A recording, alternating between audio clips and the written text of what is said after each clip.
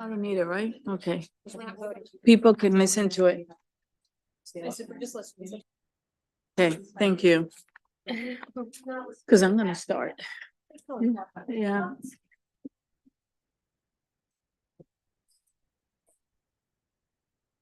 So good afternoon and welcome to the bill hearings for the House Health and Government Operations Committee. I'm your chairman, Jocelyn Peña Melnick. My vice chair is excused for the afternoon. I kindly ask for your patience if we encounter any technical streaming issues. Sometimes it does happen. Please set your electronic devices to vibrate, and I'm going to do that myself because otherwise I become embarrassed. Hint, hint for someone over there to my left. As a reminder, there's no food or drink allowed in the gallery because then staff has to clean it. You'll see that we do drink, but we are here for hours, so we need to stay hydrated, otherwise we get sick. I'm going to go through some of the rules for this committee. I have decided that the sponsor here, I do not time. However, don't abuse it. Don't speak for more than 5 minutes. Everyone else has 2 minutes to provide testimony, and there's a timer display on the screen, and the sound will play when your time has expired. I try not to be rude, so please just wrap it up yourself without me having to interrupt you. Please adhere to our wonderful committee, and we just voted and we took a little break to have something to eat because we got off the floor, delegation meetings floor, and then we voted till a little after 2 and just needed a little bit of a break. You'll see the delegates will be coming. Some have bill hearings in other committees, but they'll come back. These proceedings are actually recorded, so we get to see them. And plus we have the files that we read before we come here. For a wonderful committee, please adhere to our usual rules of not too many questions and keep them brief. Members of the public will be able to view the live stream of this hearing on the Maryland General Assembly website and the YouTube channel. So now I'm going to go through the bill hearing, the order, and it may change if I do not have the sponsor here, so bear with me. The first one is going to be House Bill 1069, Delegate Kaufman, State Government Commission for the Deaf, Deafblind, and Hard of Hearing. And I see that the interpreter is here and you're ready. The second one will be House Bill 1162, Delegate Rogers. Then Delegate Chi, House Bill 1173, House Bill 1026, Delegate Patterson, House Bill 961, Delegate Taveras, House Bill 1092, Delegate White Holland, House Bill 1422, Delegate Johnson, and House Bill 1412, Delegate Lopez. House Bill 1069, Delegate Kaufman, good afternoon. How do I, oh, my microphone is working now. I want to, before I begin, just apologize to my witnesses in advance. I left the Judiciary Committee voting session, and Chair Clippinger needs me to get back as soon as possible. So I will go through my testimony and answer committee members' questions, but I won't be able to stay. Can you give me 1 second, please? I want to make sure that your panel is there. Is there, Jacob is here? Tina? Chair. Tina. Michelle? Present. Vicky? Present. Is it, where's Vicky sitting? Can you come up, please, and pull a chair? Oh, just, that'll be great. And Sarah Nellinson, if you can also pull a chair. And that's the sponsor panel. And we have the interpreters. I want to welcome you to our committee, and I want to thank you. And the interpreters are Anna Rose, Jennifer Williams, Jack Cook, and Maria Solevi. And I want to thank you for being with us today. So you can get started. Okay. Thank you, Madam Chair. I've only testified before HGO as an advocate, so this is an honor for me to testify my first bill as a delegate before the committee. Chair Peña Melnick and members of the HGO, I'm Delegate Aaron Kaufman, representing District 18 in Montgomery County. I'm asking for a favorable report on HB 1069, the Commission for Deaf, Deafblind, and Hard of Hearing. This bill would establish a work group and then a commission. The bill has been amended to include these provisions at the recommendation of Eric Lutke, the governor's chief legislative officer. You received them at 1:30. I requested them on Tuesday, but I just received them from the amendments office at 1:30, and my staff sent it to you. The commission is necessary to provide and advocate for accessible and comprehensive services, foster inclusivity, equal opportunities, and improve quality of life for individuals in Maryland who are deaf, deafblind, or hard of hearing. According to the Maryland Association of the Deaf, there are 32,000 plus residents in the state of Maryland who are deafblind, meaning they are both deaf and blind, thus they cannot see and they cannot hear. This population needs special services, including co-navigators who can assist them with navigating public transportation. One of our advocates almost got hit by a train, Madam Chair, because he could not see the blinking lights or hear the bells when the train was coming. Thank goodness he ended up being okay. This population also needs assistance going to the grocery store, going to the bank, making their way through a doctor's office building or a hospital to ensure they get the correct location and reading prescription labels. And that point was brought home to me by Ursula DeBerry, the director of the office of Governor's Office of Deaf and Hard of Hearing, who told me about a person who passed away last year because they took the wrong medication and because they could not read the label and there was no one there to help them. This is a detriment to people's health. The deafblind community also needs trained interpreters who know sign language and tactile sign language as a part of communication. This work group would be responsible for creating policies for the commission, as well as publishing a report on best practices, including the provision of specialized case management, recommending outreach efforts, coordination with other state agencies, identifying barriers, gaps in communications, and developing solutions to improve the quality of life for residents. The commission would also be designated with the responsibility of assessing the exact number of people who are deaf, deafblind, or hard of hearing, because that there's no clear number in the state of Maryland. The work group will also appoint an executive director for the commission, which will go into effect on July 1st, 2025. Thus, the additional $72,000 in the fiscal note will be deferred until 2025 until the director for the commission is hired. Maryland has a Commission on Disabilities and Interagency Disabilities Board. Both are excellent, but are too broad to serve the specific needs of the deaf, deafblind, and hard of hearing in Maryland. I am honored to be working with Senator Mary Washington, who is the Senate cross-file on the bill.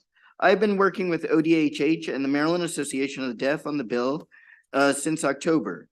14 other states have a commission on the deaf, deafblind, and hard of hearing. The states include, but are not limited to, West Virginia, Massachusetts, Illinois, Arizona, and Colorado. This bill is an opportunity to help many Marylanders and their families. I'm asking for a favorable report on HB 1069. Thank you for very much for your consideration, and I'll take questions from the committee should you have any. Okay. Do you want me to ask the questions now because you need to leave? Yes, because I need to leave, so. Okay. Are there any questions for the delegate? Seeing none, delegate. Oh, yes, there is. Oh, yes, we do have questions. Everyone has questions for you. Ha ha ha ha. Because it's your first time. So a real question is that, as you know, this is a wonderful idea. However, the fiscal note, although postponed to 2025, it's going to increase as the years go by. And you know the rule regarding the fiscal notes. So is Senator Washington working it with budget and tax to make sure the money's there? How are things in yourself? Are you both working it? Yes, well, I understood the rules and maybe they've changed to be less with the write down, but I understood that it needed to be 100,000 or less. And for 2024, because the salary for the person would be, 72,000. So I thought by not having the executive director hired until 2025, that would make it 100,000 or less. But I'm happy to crunch some more numbers for you, Madam Chair, if you'd like. Yeah, the FY 25 it was 172,900, not 72,000. And then FY 2026 is 234,800. And then FY 2027, 245,000, and every year it keeps going up. So we're gonna have to address that. Okay, I'll go, I'll put my thinking cap on and get back in touch with you. Thank you so much. I didn't want you to leave without knowing that, okay? Right, okay, thanks. And it doesn't mean that, you know, we don't support it, okay? I get it. All You right. can't fall in love with your bills, a wise woman once told me. And she's talking to you right now. Well, I told him the same. Anyway, thank you for being with us, Delegate. Great job, okay? All right. I appreciate you. And I'm gonna call your panel. And if I may have Jacob, will you be so kind and go first?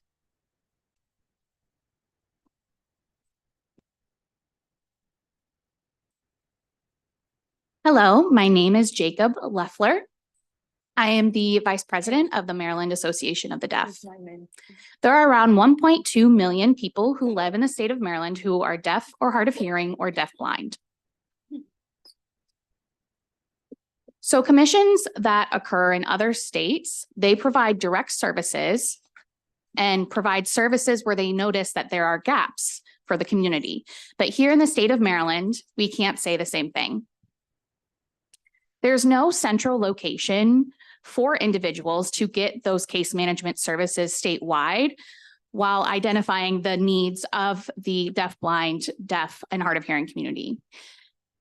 The Maryland Association of the Deaf have heard a lot of stories about the lack of services in certain areas and a lack of resources, and they haven't been able to get their needs addressed. Many things have happened and people fall through the cracks. MDAD believe that establishing this commission would be the correct step in the right direction to address those issues within our community. HB 1069, that is sponsored by Delegate Kaufman. We would like to thank him for his hard work. This would provide an independent organization that is able to provide and support those direct services, various opportunities, and it would help us, our community, instead of having to go through a bill like this every single year for the state of Maryland. The bill would allow for the establishment of programs that meets our needs, our quality of life. And here at MDAD, we do care much for the Governor's Office for the Deaf and Hard of Hearing and have been supporting their work for a while, with the understanding that they do have limited abilities. So this commission would be separate from the Governor's Office for the Deaf and Hard of Hearing, but we would be able to meet the needs of the community. So the commission is not intended to replace the Governor's Office for the Deaf and Hard of Hearing. The commission would simply just fill in those gaps that the office is not currently able to provide. We believe that having both the Governor's Office of the Deaf and Hard of Hearing and the commission would help strengthen our community. I look forward to seeing you all support this bill with the amendments. Thank you. Thank you for being here with us today. We really appreciate each and every one of you. Who will be next? Madam Chair, I'll go next. Thank you. All right. So good afternoon. My name is Tina Joyner, and I'm the president of the Maryland Association of the Deaf. So we represent, as Jacob mentioned, the 1.2 million deaf, blind, and hard of hearing individuals in the state of Maryland, including that specific targeted population of deaf, blind individuals that numbers at about 32,000.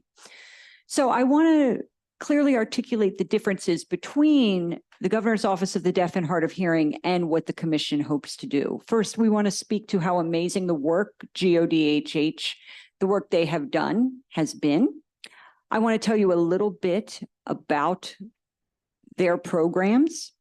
They have not established any programs in the last 23 years. They have also not independently submitted or drafted any language for any bills.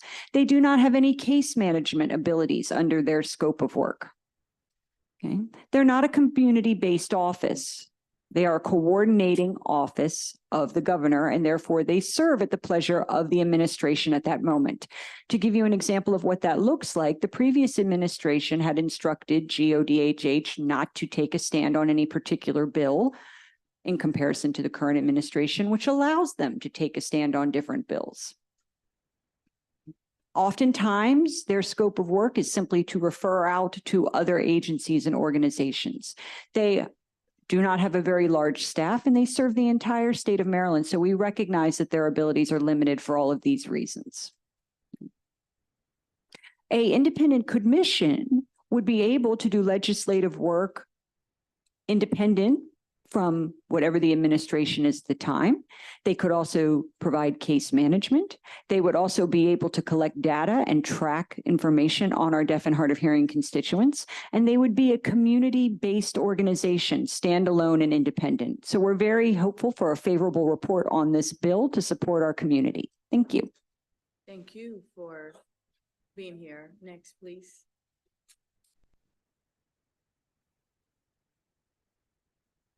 Hello, my name is Michelle Westfall.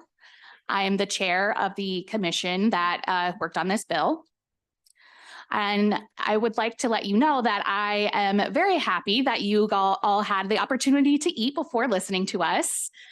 We hope that you guys feel much better now with that food in your stomach. Okay, in all seriousness, the Governor's Office for the Deaf and Hard of Hearing has done fantastic work. They've done a lot of educating, advocating, and given several referrals for our community, and they've been doing that for the past 23 years. Their work is very important. There's no doubt about that. We are not here to dispute that. But at the same time,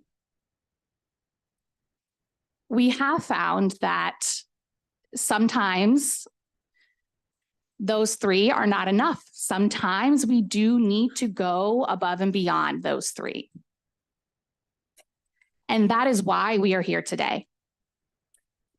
We believe that the commission will be able to fill in those gaps that the Governor's Office for the Deaf and Hard of Hearing isn't able to provide. Thank you. Thank you. And we do feel better since we ate. Next, please. So, hi, my name is Vicky Poyer, and I'm the board member of the Maryland Association of the Deaf. As you know, I am deaf, believe it or not, though I have speaking privileges. The reason why I am doing speaking privileges, so you can hear directly from the horse's mouth. So, as my colleague Michelle said, the commission is really an important thing to have because from my experience as secretary for the Maryland Advisory Council for the Deaf and Hard of Hearing, we advise the governor's office of the Deaf and Hard of Hearing on community matters. So at one time, one of the caseworkers for the state of Maryland brought in her client because she was frustrated that her client, who happened to be a Black deaf woman, could not find services for when CPS took away her kids, when her house was burned down. She also suffered some mental health challenges. So she brought the client to MA because she was like, it was a Hail Mary for last resort, where it got. After the council meeting, representatives from Department of Health, Department of Housing, and one more that I can't remember because this was a few years ago, they all gathered around her, gave her resources, and promised to help her out. The next council meeting, which was 3 months later, they all reported that they successfully helped her find emergency housing, they helped her get her kids back, and they also found enough resources to help her with her mental health challenges. At that time, that really emphasized to me the importance of having a one centralized place for deaf and hard of hearing and the deaf blind to be able to go and get the resources instead of trying to figure out where to go, like a patchwork quilt. You know how you have different pieces all together. I think we, the community, deserve better than that. So thank you for listening to me. Vicky, your testimony was very impactful, and you're right, it's good to have a centralized place. I just texted the sponsor of the bill and giving him some of the ideas to address that fiscal note. Okay, it's very That's important. wonderful. Thank you. You're welcome. We have Sarah. Is Sarah here?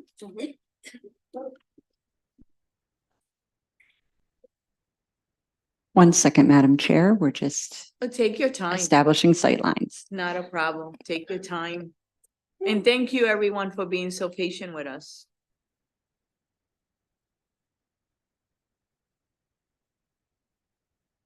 All right, good afternoon. I'd like to introduce myself. I'm Sarah Nielsen, and I'm representing the deafblind community today. As my colleagues have stated, I agree with everything they've mentioned. It is very much like a puzzle right now and a patchwork way of navigating services.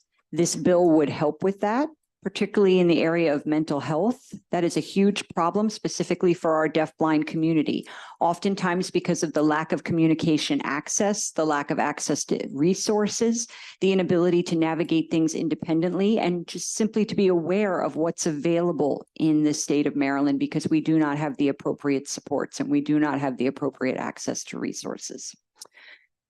The deafblind community is oftentimes, for lack of a better word, left in the dark about what is available and what we could avail ourselves of in terms of resources, in terms of educational opportunities in the form of workshops or meetings, things of that nature.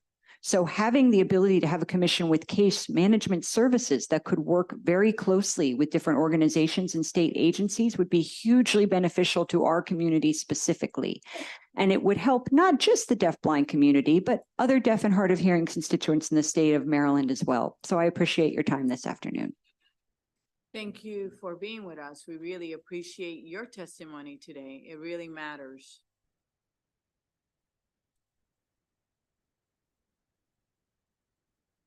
Okay, I'm going to open it up for questions now. Are there any questions? First, from Delegate Lewis. Thank you, Madam Chair. In the absence of the sponsor, I do just want to put on the record that I thank Delegate Kaufman for this great bill. And thank all of the panelists for coming to Annapolis on a Friday, taking time out of your day to be with us. It means a lot. Thank you. It just so happens, just point of personal privilege, Madam Chair. Absolutely. My mom was trained as a teacher of deaf children. She graduated from her teacher training program in the 50s at a time when they were still preparing teachers to force deaf kids to use speech rather than sign language. And she always talked about how that hurt her. It was how she was trained, and it was how things were done. So I've always been sensitive to the need for various types of self-expression. And I'm just so grateful that you guys are all here. My question is for for either of the presenters from the Maryland Association of the Deaf. And I wonder if this bill were to pass and a commission was created, what would be the first task or assignment you would want the commission to take up? What feels most urgent to you?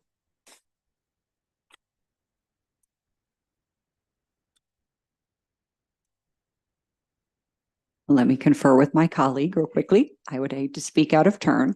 I think the first thing the commission would work on would be the establishment of a working group, of course, to pick an executive director and then identify what specific services we would be looking into. We, of course, don't want to be duplicative with the governor's office of the deaf and hard of hearing.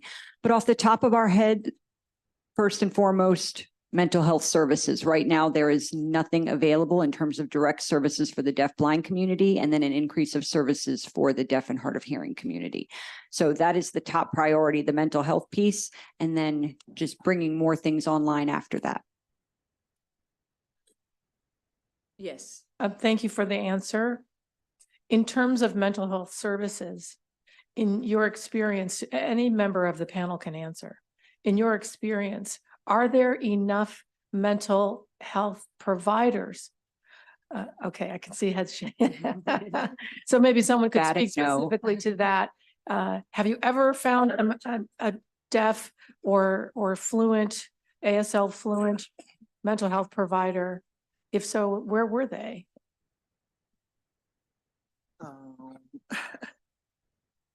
I'm going to answer. I have a personal story. A friend of mine is actually going through a mental health crisis. She is a Black deaf woman.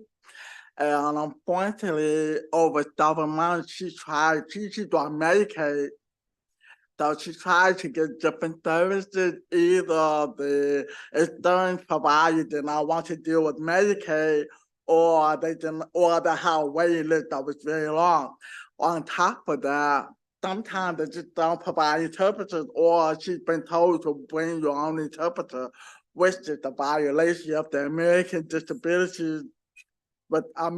with Disabilities Act.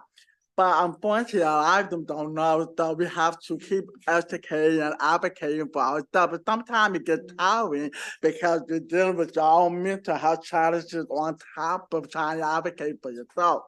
So right now, she's really in serious distress, to say the least, and I've done my best to help out, but I find it really difficult to try to find these different resources, and I was thinking if only there was a place that somebody could just call or a video phone, communicate in their own language, which is American Sign Language, somebody who has the empathy and understanding of what's required to service these people, so this is actually happening right now as we speak.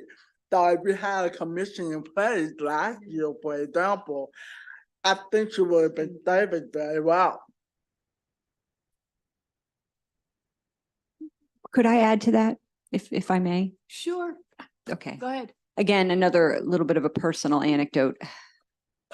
I'm a mother of 2 deaf children. Both of my children are diagnosed with ADHD. And to be honest with you, initially when they were first diagnosed, what do I say? They were also going to the Maryland School for the Deaf, Frederick campus at that time. And Maryland School has, of course, in-house mental health services in the form of a mental health team, a school psychologist who does sign and can provide direct access. I didn't realize how rare that was in terms of being a commodity until the school decided at one point that psychologist left for whatever reason. I'm not sure necessarily what the reason was behind that, but they removed that particular psychologist. And I had to then go hunting for a psychologist that would accept my children as patients, accept their form of insurance, being Medicaid, and be able to provide access. I live in the Frederick area, and I couldn't find anyone in the Frederick area, even with the critical mass of deaf people that live there, who was willing and agreed to take my children. I also reached out to Montgomery County with no success. I looked in PG County, also without any success. I'm trying to think where else I explored, to be honest with you. There were a few other counties, and I was not able to find anyone who could support my children. Eventually, I did find a provider in Anne Arundel County, which is approximately an hour and 20 minutes from my home and where my children attend school. And therefore, to answer your question, it's difficult. That particular psychologist didn't sign, but did accept our insurance. So they had to bring in an interpreter, which is not ideal in a mental health setting. But that was the only choice we had.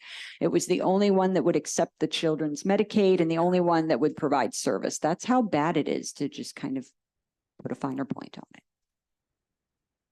One other possibility, just to give you an example, is when we're talking about mental health, there are some insurances that, of course, refer to a specific provider, and that provider, because it's on their list, it's within their network, so to speak, and those providers don't provide interpreters, so therefore people are not able to get service. And you've seen and heard the stories from the members of our panel about the problems and the issues throughout the state of Maryland. A commission would be able to expand case management services. Well, firstly, it would create them and then expand them, and in the future, possibly develop regional centers or be able to provide services on an itinerant basis for individuals on the Eastern Shore who can't necessarily go 2 or 3 hours over the bridge to reach the services that they need as well. So that might fall under its auspice.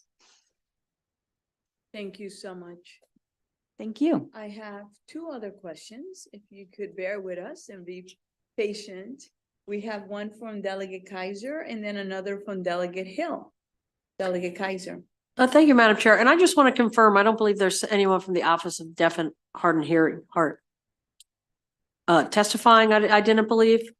No, I don't see. So, Mm-mm. okay, so I testifying. wanted to direct my question to someone who might know. In the fiscal note for this bill, the fiscal analysis, there's a comment in here that says that the Office of Deaf and Hard of Hearing advises that some of the commission's duties fall under the bill are duplicative of the existing statutory duties that they have. So in our committee's interest in this bill concept and trying to keep the fiscal note lower, so the costs lower, are there ways that you would see this commission still keeping the commission? That's not the expensive part, but maybe moving one staff person into the Office of Deaf and Hard of Hearing, and not needing an executive director plus additional staff. Would that satisfy some of the needs? And that might be something we could afford this year. We would like to say no, because one of the reasons why we would like a commission to be established is to be independent from the governor's office. As we said, they say that the pledge of the governor, so I don't know about you all, but I'm not the type of person who wants to wait 4 years to have a nice governor and don't worry about the next 4 with the governor support us or not. So that's the thing about the governor's office. Again, GODHS has done a lot of incredible things that are wonderful. We still need to have them there. But the thing of it is, we need a commission to focus exclusively on the needs of the deaf and hard of hearing community. So in regards to your fiscal note, again, to put them under GODHS kind of defeats the purpose, you know. And I think some of the duties were kind of overlap. It's just like with most of the other agencies. I've been counting different agencies. Well, this one also does this, that one also does that. So I don't know, you know, it's just the thing to me. You want to follow up? No, I guess my follow-up, and thank. It's gonna. Waiting for my mic. I appreciate that answer, and I understand that need for the independence. And maybe I missed it in Delegate Kaufman's description, but as the bill is designed, the members of the commission are being appointed by the governor. So some might suggest there wouldn't be that independence anyway. So I appreciate the independence of the commission. I'm just trying to find a way to make the staff requirements less so this can be movable this year. Yeah, 1 second. You're Delegate Kaufman, Chief of Staff. What would you like to say? It's a little unusual to do this, but tell me, what did you want to say? Can you come over here, please? I'm gonna allow it just because I usually don't, but I know you're waving and waving. Well, thank you everyone for your indulgence. Sari Wish, Chief of Staff to Delegate Aaron Kaufman. To try to answer your question, Delegate Kaiser, the goal of the bill and the goal would be first, as we have said, to establish a work group and then the commission. The commission would be independent of state government, so that way it can operate regardless of what administration is in place. So as I've been told, the governor's office of the deaf and hard of hearing is already understaffed, and they are working on all the licensures to get sign language interpreters based on a bill that was passed last year, probably in this committee. So that is why the goal would be to have a new staff person for this commission, which is why we also deferred it to 2025 with the goal of hopefully having a lower fiscal note right at this time. But I mean, as we've heard already, the numbers will go up because of course expenses go up. And the only reason why I allow you to speak is because the delegate had to go. They wanted him in committee. Since you're his chief of staff, I know he would have wanted you to handle that. Okay, thank you. Thank you. All right. But before you leave, I think Delegate Johnson would like to ask you, what is it, Delegate Johnson? Go ahead. Thank you, Madam Chair. And for the delegate staffer, you would come back up. Thank you. Can you state your name for the record? Sari Wish, SARIWISCH. Thank you. Thank Go you. ahead. So I was looking at the fiscal note, and do you think that maybe it would be less expensive to hire a person, another individual under the governor's deaf and hard of hearing office instead of trying to set up a whole new commission and have a bill attached to that? I mean, that was discussed, but the goal also of the commission is to be independent of the governor's office of the deaf and hard of hearing. They will have a seat on the work group and on the commission to advise and consult, but we want the commission to be as independently operated as possible, which is why we did not want to take any staff away from ODHH because we know that they are already understaffed. Okay, thank you. Thank you very much, okay? Thank you And again. can you do me a favor? Can you stop by my office? And I did this to my staff, but it just give them your name, although really you did it for the delegate, but can you just go give them your name? Absolutely, no Thank you problem. very much, okay? Thank you, Madam Chair. You're welcome. I have a question from Delegate Hill. Thank you, Madam Chair. Thank you all for being here and for your advocacy. So I'm looking at the needs that you all are coming to us with. And I'm seeing it as two pieces that I want to know if I'm correct about. There is a need to have an entity that helps the community to know about and access available resources around the state. And there's a need to have those services coordinated and accessible at a central point. Is that right? So when I'm online here, I'm on NAMI's site, right? National Association for Mental Illness. And they're listing, I'm just going to go through a few, Arundel Lodge, Health Bridges, Deaf Community Advocacy Network, the Association of Medical Professionals with Hearing Losses, the National Deaf Center, the American Society for Deaf Children, the Deaf Counseling Center, the Deaf Addiction Services of Maryland, the Jewish Social Services Agency, the Maryland Governor's Office, et cetera. What I'm wondering is if instead of starting with a commission, we did a summer work group where we did a summer study and did a need study. Or tasked the department with doing a need study. And a need study is where you look at all 24 jurisdictions, you find out what the services are, you find out what the limitations and barriers are to residents in the deaf and blind community knowing about those services. You find out what other jurisdictions may be doing to deal with those issues or maybe conquering those issues. And then we centralize all that information and come back with very specific recommendations about what existing agencies need to do to address things better. That doesn't mean we don't need a commission, but it allows us to at least begin to use not-for-profit agencies and their resources perhaps to begin boosting information that's available, but it would be a formal way of looking at how extensive the problem is and what the specific problems are in different parts of the states. And that might give us a more granular way of approaching the problem that may well lead to a commission. So I'm just asking about that consideration.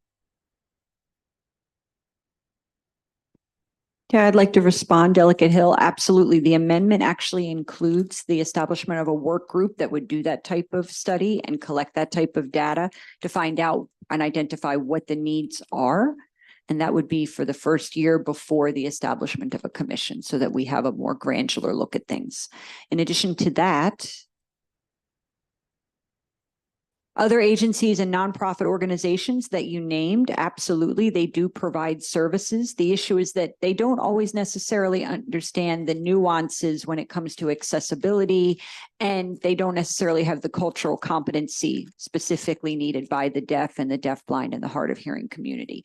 Direct case management services done in our first language would solve that problem. One of the organization, I happen to know that person away from one of them, she complained constantly about having to fight her the period or to provide enough support for deaf clients, you know. So even though they might be resources, but the question is, are they able to accommodate and understand the unique and cultural needs of the deaf and hard of hearing people, patients, as well? And Sure. Part of my concerns, separate from the fiscal note, is that I think the state lacks adequate resources, period. So when you talk about cultural proficiency, a commission doesn't create that.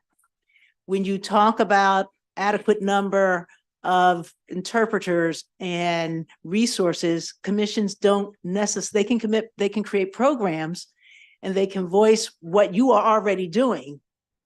But we really need to figure out, how do we build cultural competency and how do we leverage whatever state resources we have to increase the availability of human resources and non-human resources.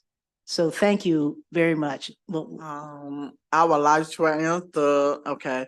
So it's interesting you thought about how to build the cultural understanding. I have a simple question for you. How is the people? So this will resolve two things: making sure that deaf and hard of hearing people have enough case management service. Also, it will help address the colonial underemployment of deaf people in the state of Maryland. Yes, we do need more jobs. Deaf people do need more opportunities to work. So to me, it's like killing two birds with one stone. So just for the committee, in the interest of time, the bill as drafted already has a study work group. I mean, the amendment, thank you. So one way to move forward will be to strike everything, just leave the work group. It reduces the fiscal note. We could take the time in the summer to work it. And then also understand the Office of Deaf and Hard of Hearing. What is it that they're not doing, that there's this need as well? I don't see any other questions. I'd like to thank you for coming. Know that we are paying attention to you, that we are interested in the bill, and we will do something, okay? And sometimes you don't get the whole bill, but you get something and you're at the table. And it's important to be at the table, okay? I want you to feel that we did listen to you today. Do you feel like we listened to you today? yes, Madam Chair, Okay. absolutely. Thank you so much for being with us, okay? Thank I you. hope we have Appreciate a it. blessed evening. And Thank you. actually, is there someone here that did not get called for this bill? All right, I believe that this concludes the bill hearing on House Bill 1069. Next, we have House Bill 1162, Delegate Rogers. And I want to thank everyone that is waiting to be called. Thank you for your patience. We will get to you. 911 Specialist Recruitment and Retention Work Group, Delegate Rogers. And will you be so kind and bring your panel if you have one? I believe you have Mr. Robert Phillips. Yes, Chief Phillips, good afternoon and welcome.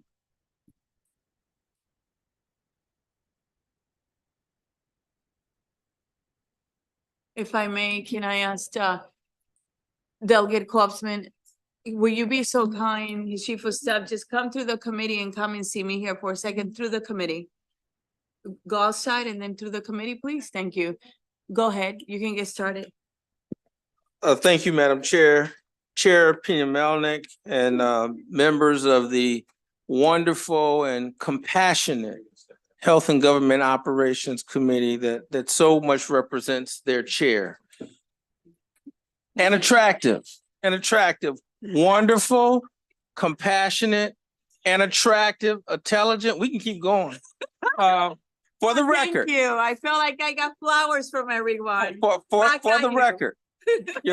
We all love you, for the Thank you. record. Well, and I am really grateful. I Thank am you. Delegate Mike Rogers, from Legislative District 32, and I respectfully request a favorable report of House Bill 1162.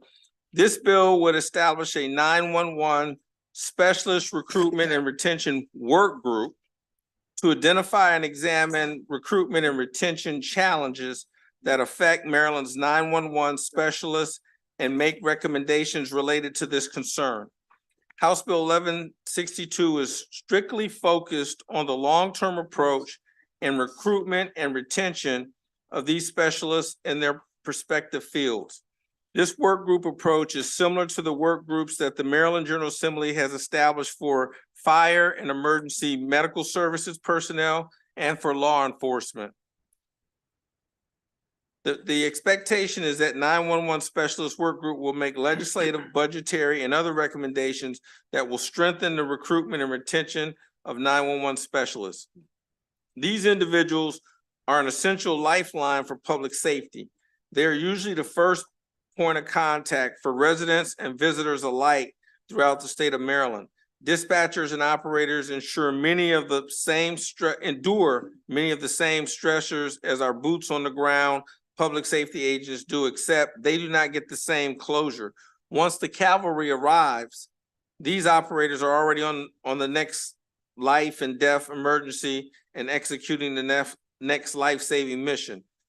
The high burnout rate, the stress and perception of being unsupported and undervalued, and the significant training requirements for this position create significant challenges with the recruitment and retention of dedicated people whose services are desperately needed in Maryland.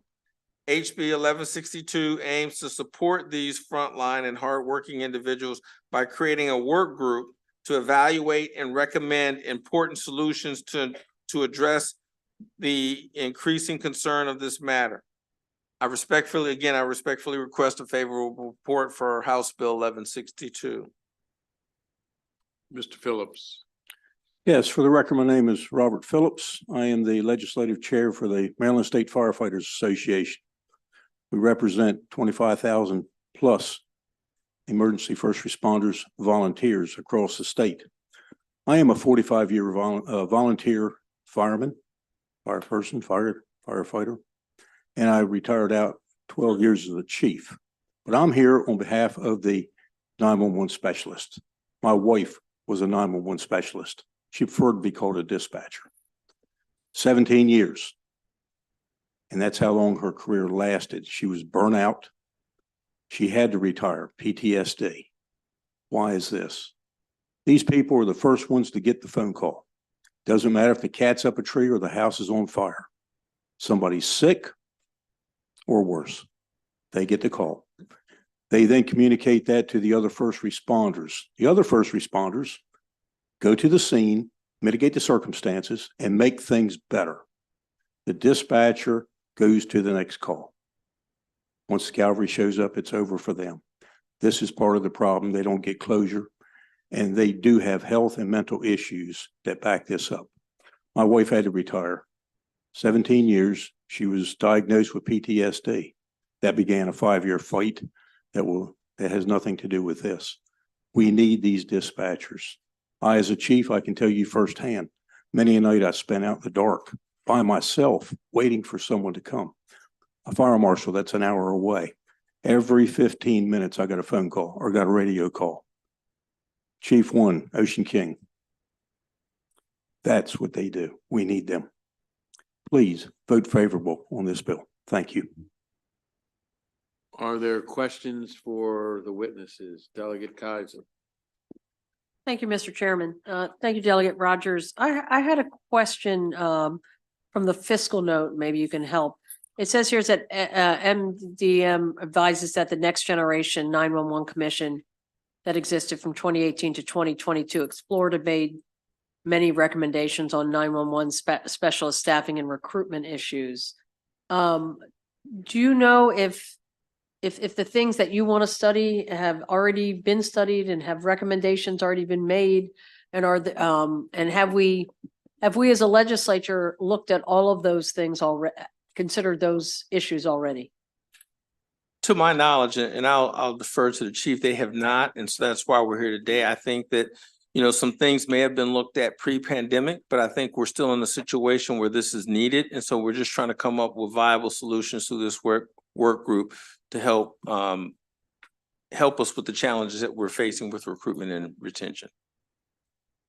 Chair, if I could, because my follow-up question would be, not knowing what those recommendations were, I wonder, should we be focusing our time on those recommendations? Though I do understand you're saying some of it would be updated because of the pandemic.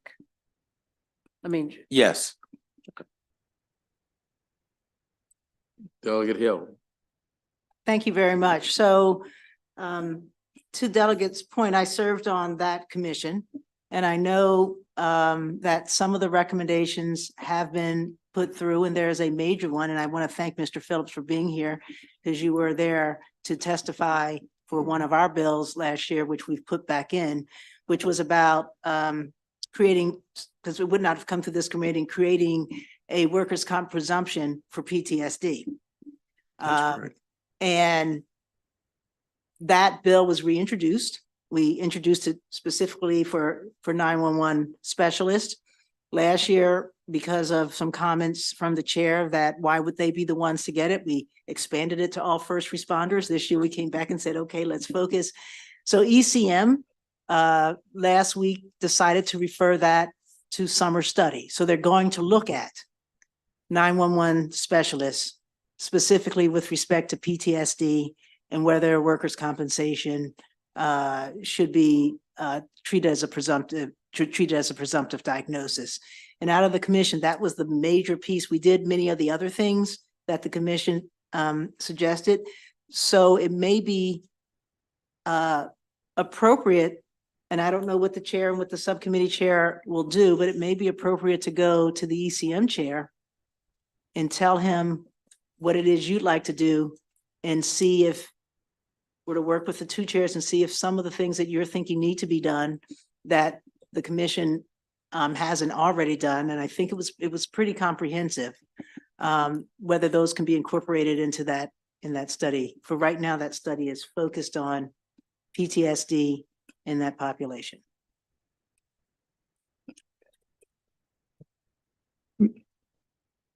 I'd like to comment on Delegate Hill's testimony right then. The one thing a lot of times is not understood about the 911 specialist. Yes, they sit in a room, they have monitors in front of them, they got a headset on, and they've got communications through radios anywhere they need to have. They go through and experience the same thing any fireman, firefighter, EMS personnel, rescue personnel, they experience the same thing. As a first responder, as a firefighter over the many years that I did fight the fire, you arrive on location and there's chaos and there's carnage, there's trauma, there's devastation, and there is an emotional attachment there. The 911 specialist feels this same thing. They hear it firsthand, and they have to, in a calm voice, calm the situation down over the telephone and address the situation. And they start bringing it back down, slow it down until the cavalry gets there, you might say. People don't realize in general that this takes a toll on them. That's a mental toll. The physical toll is they work the same shifts.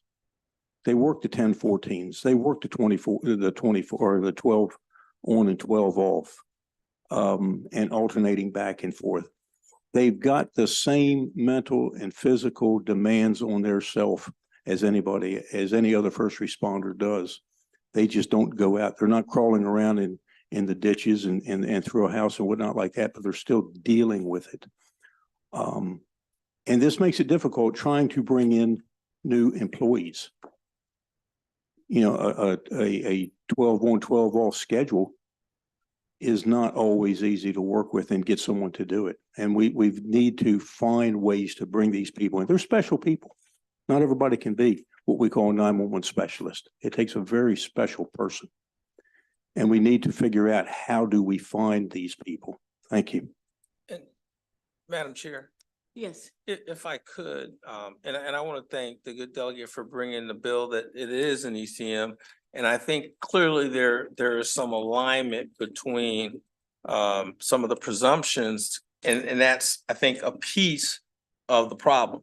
But I think with respect to recruitment and retention, there may be some things that fall outside of that part. So that's where I think this particular work group and looking at the fiscal note, it does say that the department feels as though they could accomplishment within existing resources. We might end up with a better overall product by addressing the presumptions on one hand, but also identifying some of those things that might assist us with the recruitment and retention to keep these people that we so desperately need in Maryland. Okay, Delegate Johnson. Thank you, Madam Chair, and thank you, Delegate, for bringing this bill. You know, the 911 specialists you talk about, they are really the backbone of our police, fire, emergency services, medical, behavioral health services that we have in this state. And you mentioned a few of the calls are simple, but so many of them are really emotional calls. And it is stressful. I do know that. Do you know by any chance what the turnover rate is for these specialists in Maryland? The first answer will be no, I don't know exactly what it is. I can tell you from Dorchester County, and again, my relationship with my wife and her being a dispatcher, they probably turned over, they had 4 shifts of 4 plus supervisors, so you had 20 people in there. They probably brought in 3 to 4 a year. And those leaving never stayed 20 years for retirement. Somewhere between 10 and 12 years they were leaving. Very few of them, I think there was only 3 at the time my wife was there, that actually even got close to retirement. I only know one that retired with 20 years, in what time I had something to do with it. It is truly, and I just use a tired term maybe, but it's a burnout. It just gets to the point. And if I could expound it on that just one little bit, I'll only take up a minute or so of your time. My wife at the time was a very full of life person. I understand that she was in her 50s, but a very full of life person. She was the life of the party. She came in here and walked out of here, every one of you would know who she was. And she'd know every one of you. That's the type of person she was. She came into our house at the end of a shift and sat in the middle of the floor and cried for 3 days. She, for the most part, never left that house again. She could not deal with it. That's what this job does to you. We need to find not only more people to come in, but we need to find ways to mentally help them. And that's got to be part of the package. There's got to be more awareness of that. I'll leave it at that. Delegate Taveras. Thank you, Madam Chair. I commend your wife. First of all, I want to say thank you, Delegate Rogers, for bringing this bill forward. And thank you to your wife for having dedicated her time to this kind of work. It's not easy, and I know it firsthand. My question is, in these situations, have they ever placed what is it? Not consultants, I mean, what is it? Counselors on site, so that to make sure that in cases like the most extreme of cases, that there is an immediate response to address the mental health and wellness of the caller and the people around them. I can only speak to my experience. No, ma'am. Delegate Hill. I just wanted to add the data online, and what I recall from being on the commission is turnover rate of 15 to 25% in the first year, and an average of about 70% unfilled positions. So those are the kind of numbers we have. Thank you. Thank you, Delegate Hill, for saving me that research. I appreciate you. Thank you. I do not see any other questions, Delegate Rogers. And Chief Phillips, thank you for being with us this afternoon. We really appreciate your testimony, okay? Thank you so much, Madam Chair and members of the committee. Thank you very Have a much. blessed afternoon. And this actually concludes the bill hearing on House Bill 1162. So next we have Delegate Shi, Tobacco Product Manufacturer Escrow Account, Escrow Act alterations, House Bill 1173. Will you be so kind and come up? And I believe that you have John Leavoy from the Office of the Attorney General as your panel. Is that correct? Yes, thank you. How are you, sir? Good afternoon. Thank you very much, Madam Chair. My pleasure. So good afternoon, Delegate. You may get started. Thank you. Happy Friday and happy International Women's Day. Yes. It's March 8th. Good afternoon, Madam Chair and members of the House Health and Government Operations Committee. This is my last bill of the session. I feel very special coming back to you.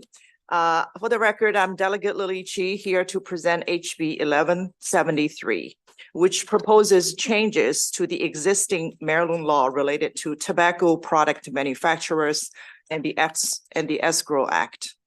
So let me start by providing some context. Back in 1998, the four largest cigarette manufacturers in the US, we're talking about Philip Morris and R.G. Reynolds, et cetera, entered into the Tobacco Master Settlement Agreement, or MSA, with 46 states' attorney generals, including Maryland and several other territories, to settle dozens of state lawsuits seeking to recover billions of dollars in healthcare costs associated with the treating smoking-related illnesses. By participating in the MSA, those tobacco manufacturers have to raise their products accordingly and stop almost all forms of advertising and pay the states billions of dollars to fund the smoking prevention and cessation programs. Cigarette companies that participate in the Master Settlement Agreement are called participating manufacturers. Those tobacco companies that chose not to participate in the settlement agreement are called non-participating manufacturers. To make sure those two categories and companies are relatively treated equally, each settling state subsequently since 1998 has enacted their own version of the Escrow Act to require those non-participating manufacturers to pay into an escrow account, roughly equal to the amount that they would have otherwise paid to the state. However, the caveat is the escrow account or the Escrow Act allows those non-participating companies to collect the interests on their payments. And they can also retrieve the money after 25 years. So this has led those non-participating companies to use those escrow accounts essentially as savings accounts to subsidize their cigarette sales and lower their prices because they know they can get their money back beyond the interest if they don't have to use the money, if the states don't have to tap into those accounts to pay any judgment. So this practice essentially undermines the effectiveness of the intent of the Escrow Act and contributes to increased smoking in Maryland, and of course, many related harms.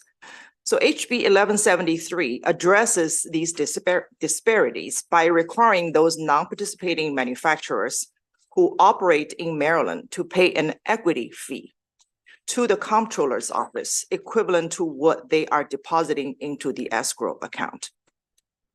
This change is to ensure that those manufacturers bear the financial burdens of healthcare costs associated with cigarette smoking.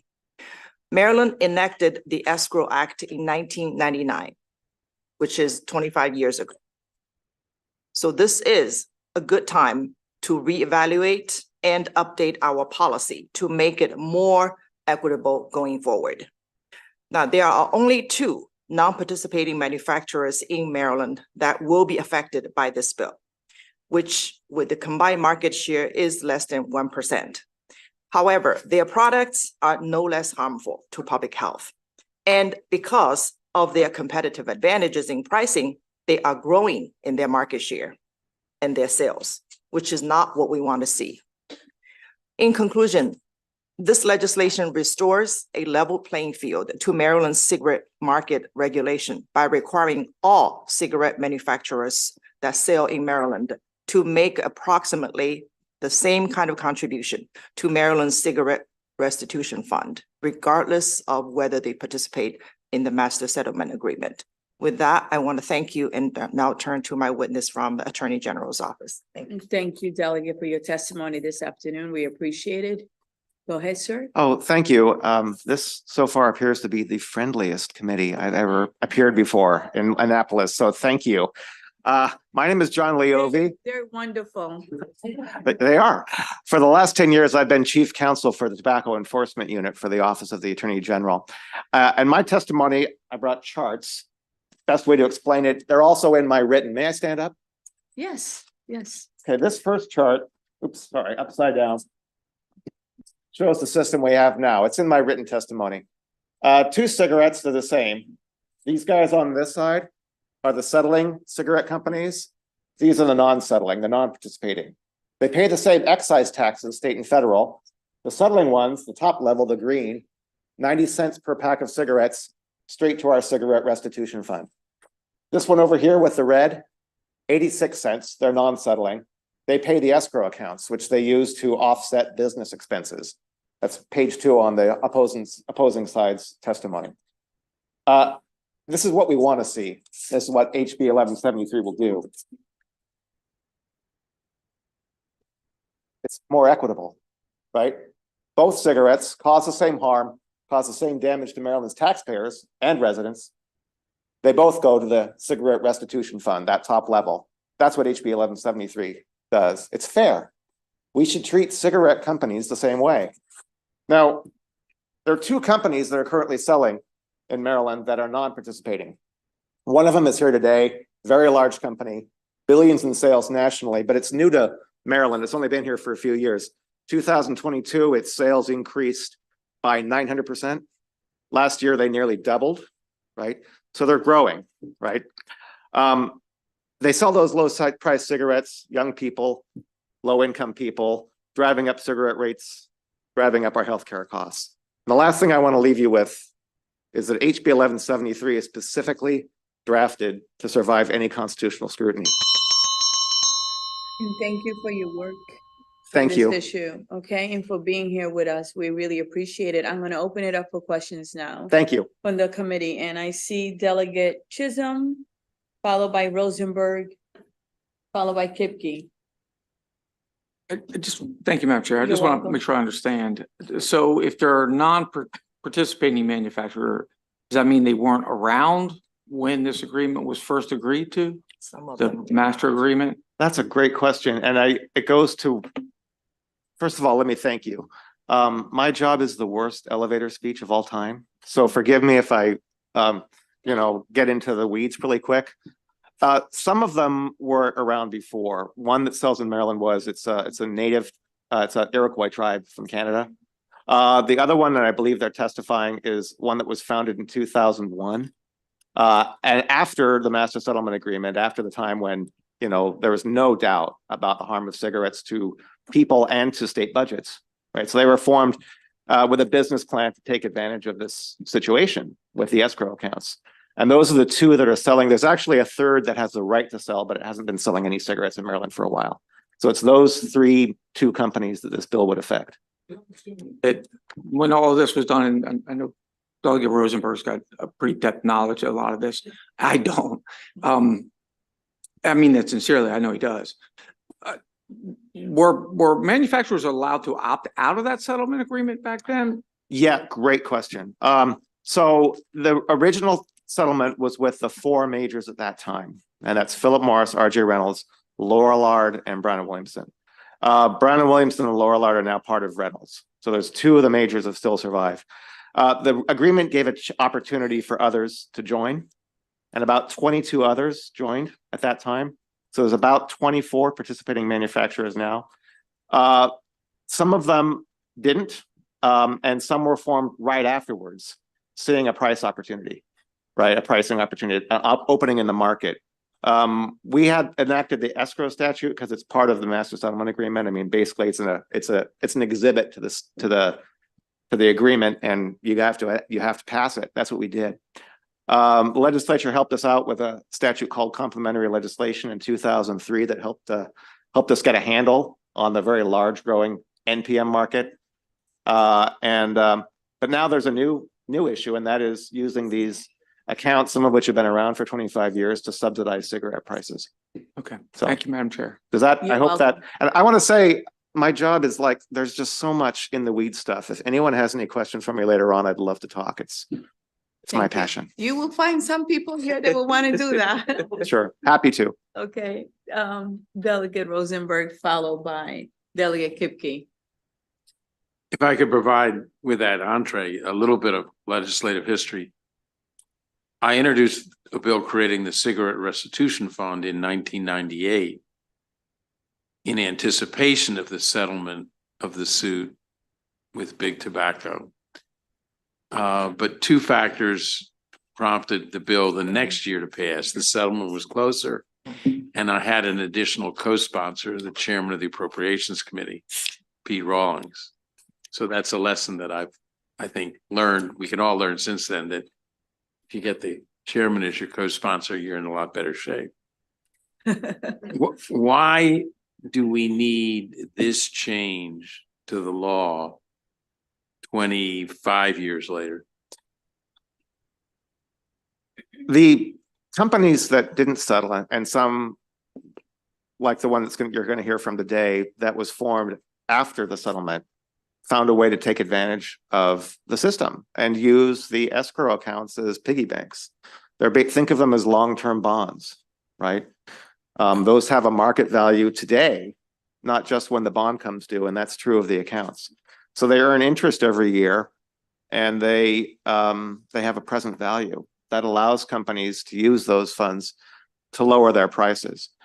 Lower prices cuts into our settlement payments that we receive every year, because we receive settlement payments based on not the harm that cigarettes cause today, but how many sales companies that join the settlement have every year, and it's based on a national number. They cut it another way in that they make us more liable for, and this is deep inside pool here, but my job is fighting with the big companies to prevent a downward adjustment in the millions, tens of millions every year that would come out of our settlement payment. So it really comes at it from both directions. The fact that the escrow accounts are now being used in a way that they weren't really supposed to be used, for creating a reserve fund. They were supposed to be a reserve fund, right? They weren't supposed to be a piggy bank or a long-term bond that you could use to subsidize your prices. And that's why I think 1173 does something very important. It provides real equity in the cigarette market. I mean, same product, same harms. We should treat the companies the same way. And this is just fair. Yes. Does your bill have any effect on revenue to the Cigarette Restitution Fund? It does. The money that we raise from converting the escrow deposits goes straight into the Cigarette Restitution Fund, right? So yes, it would raise revenue. It's not a ton, because we've been able to keep the escrow deposits low, but they're going up, and they're going up pretty fast. So, in the future, there'll be more. Like I say, this one company went from sales increased 9 times in 2022 and nearly doubled last year. So it's changing. Okay, Delegate Kipke. Thank you, Madam Chairman. It's always You're welcome. enjoyable to hear a historic perspective from the good professor. Sir, I just Googled, I'm too young to have been around when these things were popular, really, but Don't rub it in my face. yeah. It's beautiful, Madam Chair. Lucky Strike has an ad that I'm looking at. I protect my voice with Lucky's. Camels has an ad, more doctors smoke Camels. You know, I'm sure you must be of all people more familiar with this than others since this is your profession. But, you know, I'm listening to you and I'm thinking, are you on their side? No, I know you're not, you No. know, but no, I'm I haven't asked one of, respectful, let me get to my Sorry. question, just in the interest of time. This was put in place to punish them for these types of bad acting, right? This was a penalty. You're going to pay up for lying to the American public and causing cancer and pain and grief and death, right? Because you lied to people knowingly, we found out later. But certain companies didn't lie. You mentioned the tribal-owned company. They didn't lie, I guess, because they didn't get swept up into this. So why would you punish them now? You know, you're basically helping out the bad actors from the past who have to pay this additional penalty.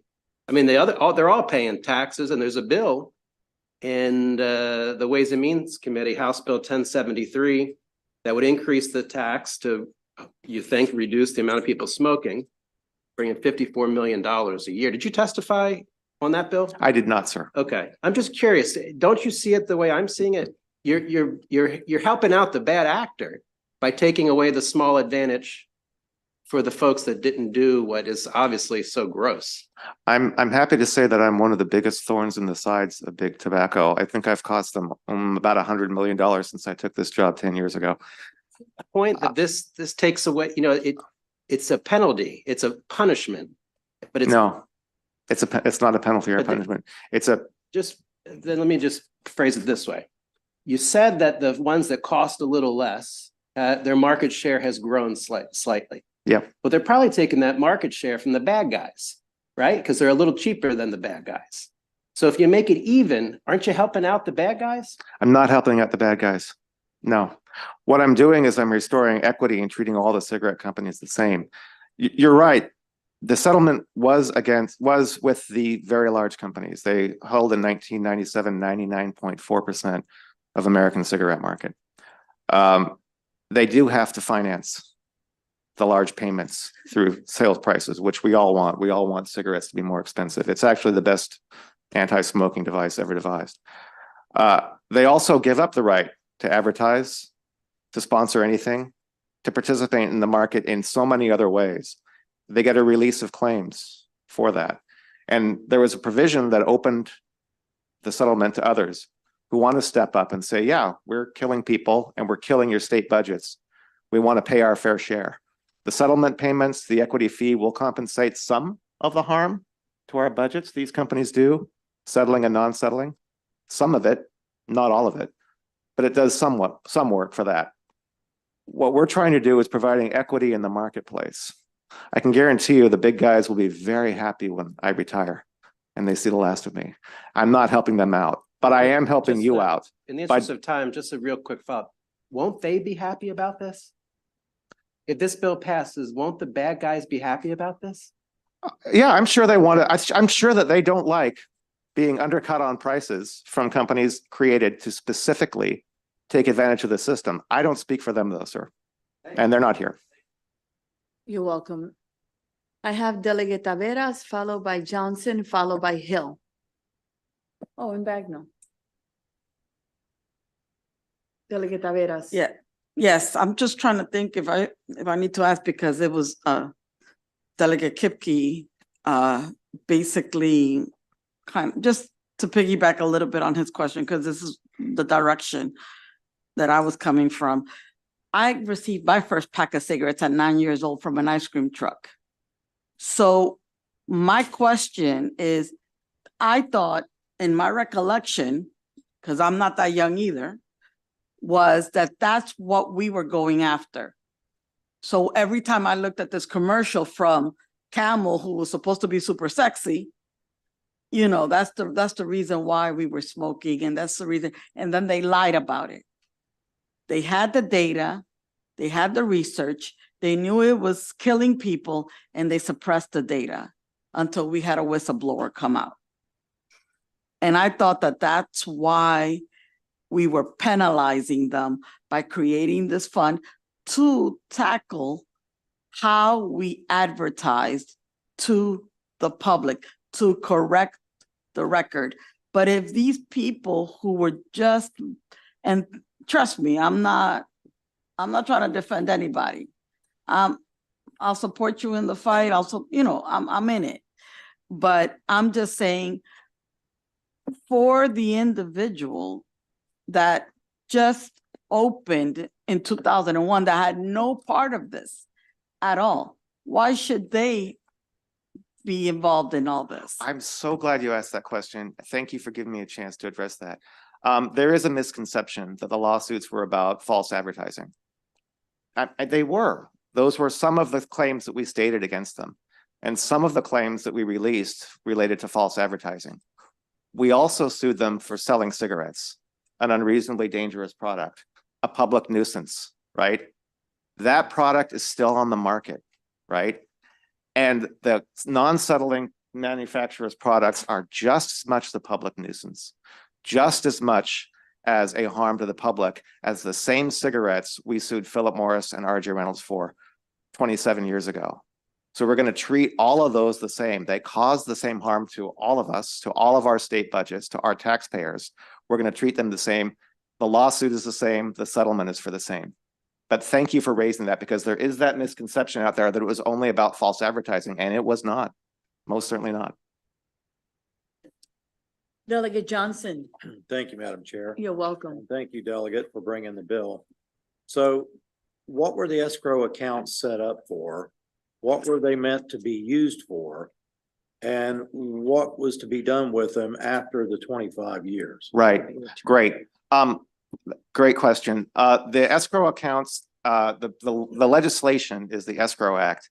It was written and put into the master settlement agreement, and the idea was pass it as written, right? People that like changed a paragraph or changed even a comma sometimes got in trouble. And there's a purposes section, and it addresses this issue. And it says that the purpose is to prevent companies from coming into the market and using the cost disadvantage, right, to drive up profits and leave the states without a source of recovery in case they're able to establish liability and the company's gone. There were a lot of small companies, foreign companies in foreign countries that came in originally. So that was the original purpose. It addressed both the cost disparity by putting the money into the escrow accounts, and it puts and it was to create a reserve fund in case we sue and establish liability. So those are the two purposes. Now, I wasn't doing this work in 1998. My understanding is that there was a concern about constitutional challenges. Those were made. Some of them were made by Excalibur, who's going to testify today. Every single one of them failed. Every single one of them failed in every court in which they've been brought. But now we have a somewhat different issue, because some of these accounts are very, very large, and they're allowing people to use them in ways that they're not supposed to be, which is to offset business expenses. And they're very frank about that, right? As I say, page 2 of the written testimony from Excalibur says that to you. That's not their purpose. Part of that question was what was to be done with these escrow accounts after the 25-year period? I'm sorry. Yes, they go back to the companies that made the deposits in 25 years. There's a provision that says the money can be released to satisfy a judgment after 25 years, and then there's a provision that calibrates a release to take care of if you sell more. The original one was it basically allowed a release if you concentrate sales in one state, and a lot of companies came in and really took advantage of that, and the one that's testifying still does in one state. We changed that law in 2004. So now there aren't any releases. The only releases now are for interest, to satisfy a judgment, and 3 after 25 years. Sure. So the folks that did not opt in, they were just allowed to set up escrow accounts. Yes, sir. And not participate in any of the, basically, I'm going to call it cleanup. They were allowed to sell harmful cigarettes in the state, not participate in any of the cleanup or advertising or whatever the other companies had to do. And then they get to take their money back after 25 years? Correct. That's the system that we have right now. And they get all that money at one time?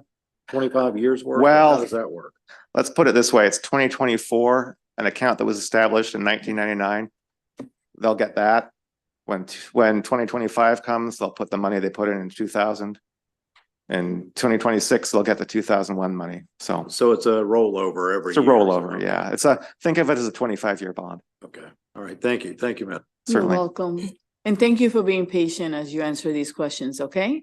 I hope I'm doing all right, and You're I'm doing okay. I'm easy to find. I mean, this is like very little of this is intuitive, right? And so thank you for your patience with me. If I'm not doing a good job, I'd love a chance to talk to you individually because it's very complicated technical subject. Well, we appreciate it. Delegate you. Hill.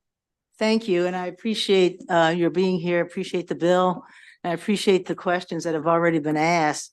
I'm trying to get a better understanding if these non-participating manufacturers were excluded. I presume they're not immune for prosecution. Correct. Right? Correct. So can you give us an estimate of what is the annual cost to the state, to the taxpayers of the healthcare and other related damages in 2021, 22, 23 Yeah. of cigarette smoking? And the second part would be if the whole idea was they have escrow accounts, so if they get sued, we don't have to worry that there wouldn't be money to pay those who are damaged. Yeah. Why has there not been a suit to take up some of that money? Right. Okay. So great question.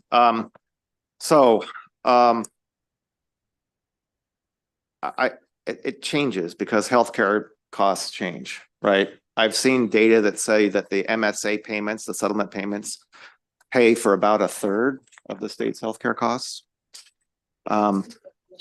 Yeah, and I want to be clear about how that, but that may change. So I can get you more precise data if you give me a chance to come back. And I want to be clear about what the harm is. I mean, it was the state suing the companies, and the theory was these products are causing us to spend money in our Medicaid programs, state Medicaid programs, to treat people who are suffering from tobacco-related illnesses, right? So the settlement payments only pay us back for some of that. And Delegate Rosenberg talked about establishing the cigarette restitution fund. Most of that money goes for that purpose, right? So it's partial compensation for that, but it doesn't go to individuals. Individuals can also sue if they can establish liability. It used to never happen, right? But now it does sometimes. So does that answer your first question? Yeah, we don't have the cost estimates now, but you can get those to us and I'm sure you'll send them to the committee. Yes, but it's cost to the state. But the escrow was set aside in Yes. anticipation that there would be suits. Yes, And there yes. have not been suits. Right. So why have there not been suits? Is it because, because after that point, it was, if you're smoking, you're making a decision and you haven't been deceived? Or Right. why do an escrow account at all? So if I was going to file a lawsuit tomorrow on behalf of the state, I would have to establish the liability for one of the things that was released by the big cigarette companies, right? And I would have to prevail.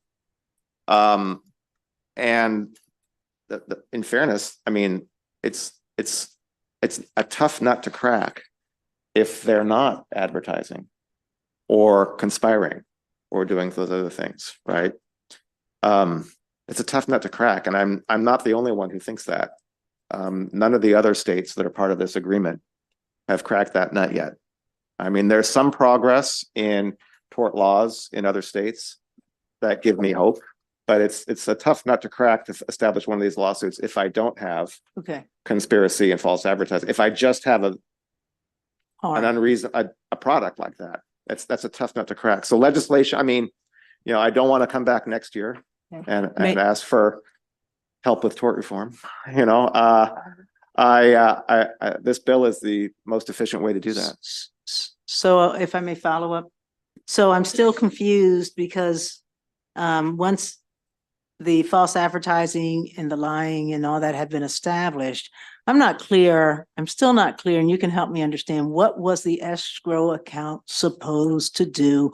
Because it must have been fairly predictable 25 years Right. ago that the ones who were left out were small fish or weren't going to be able to be sued. So why have them set up escrow accounts at all when it just serves as a piggy bank? Right.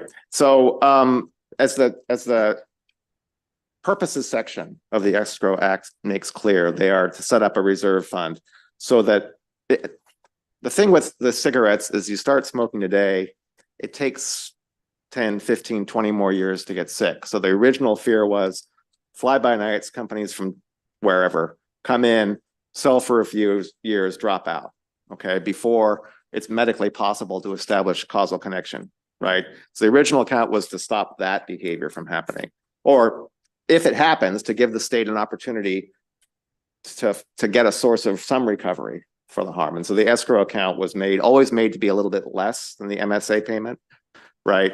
But that was the original conception. And that was pretty much what happened in the first 5-10 years, right? Companies, we had a lot more NPMs in Maryland back in the day, right?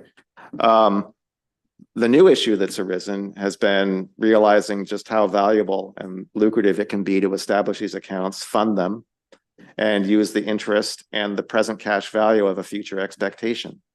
That was really an issue that has really reared its ugly head only in the last few years. Now, I can tell you another state has done this. Connecticut's also looking at it. Other states are looking at this too. So thank you. Delegate Bagnell. Thank you, Madam Chair. And I think you're feeling the discomfort of this committee on this legislation because we're not judiciary. But in healthcare, we have to be agnostic.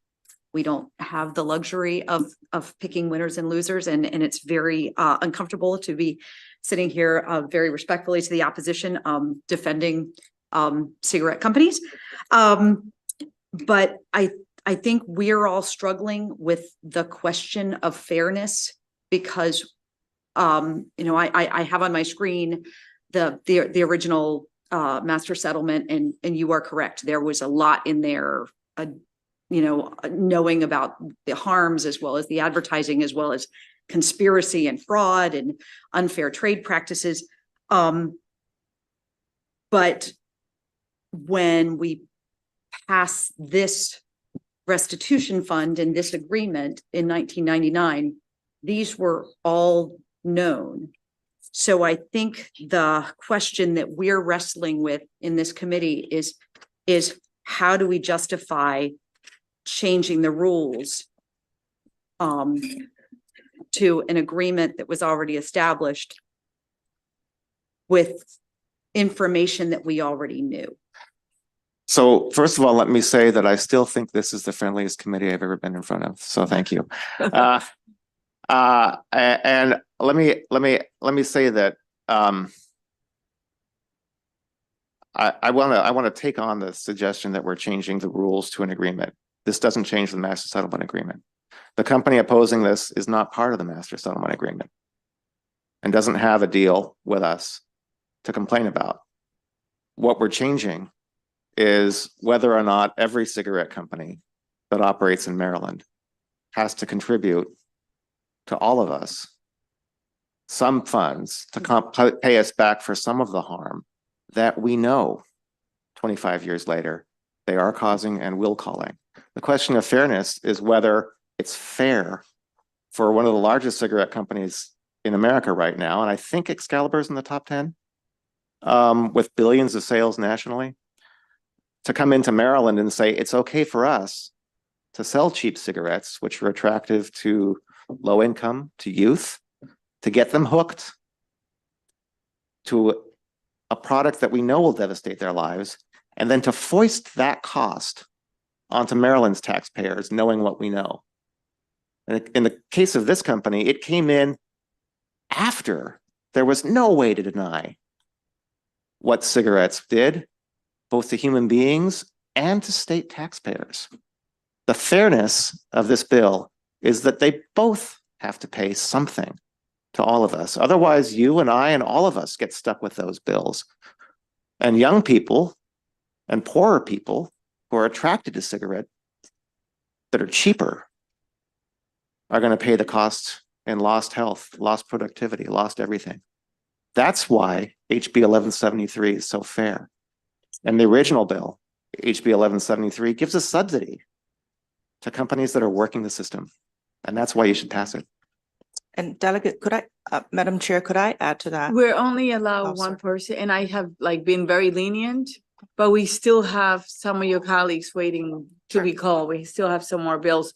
Let me allow Delegate Shalega to ask her question. Thank you, and I know it's Friday. This will be very quick. Okay. If we pass this bill, do they have to sign a new master settlement agreement? The companies that are opposing? Anybody? I mean, if we No. sign this bill, you're affecting No. companies, so they won't, how No. could they not have to? Okay, No. that's, thank you. Yeah, no, that's, Okay. they won't do that. I know what you're saying, but I can follow up with you. Okay, Delegate Shi, I'll have a follow-up for you. What were you gonna say? Oh, sorry. I was gonna say, I appreciate all the thoughtful questions, and to Delegate Bagnall and Delegate Kipke, the question of whether or not it is fair to treat everybody equally is a $1 million or $1 billion question this body grapples with every single day. Correct? That's why we are here. It is a policy decision. Okay? Sometimes it is, sometimes it's not. So it is up to you to make that decision.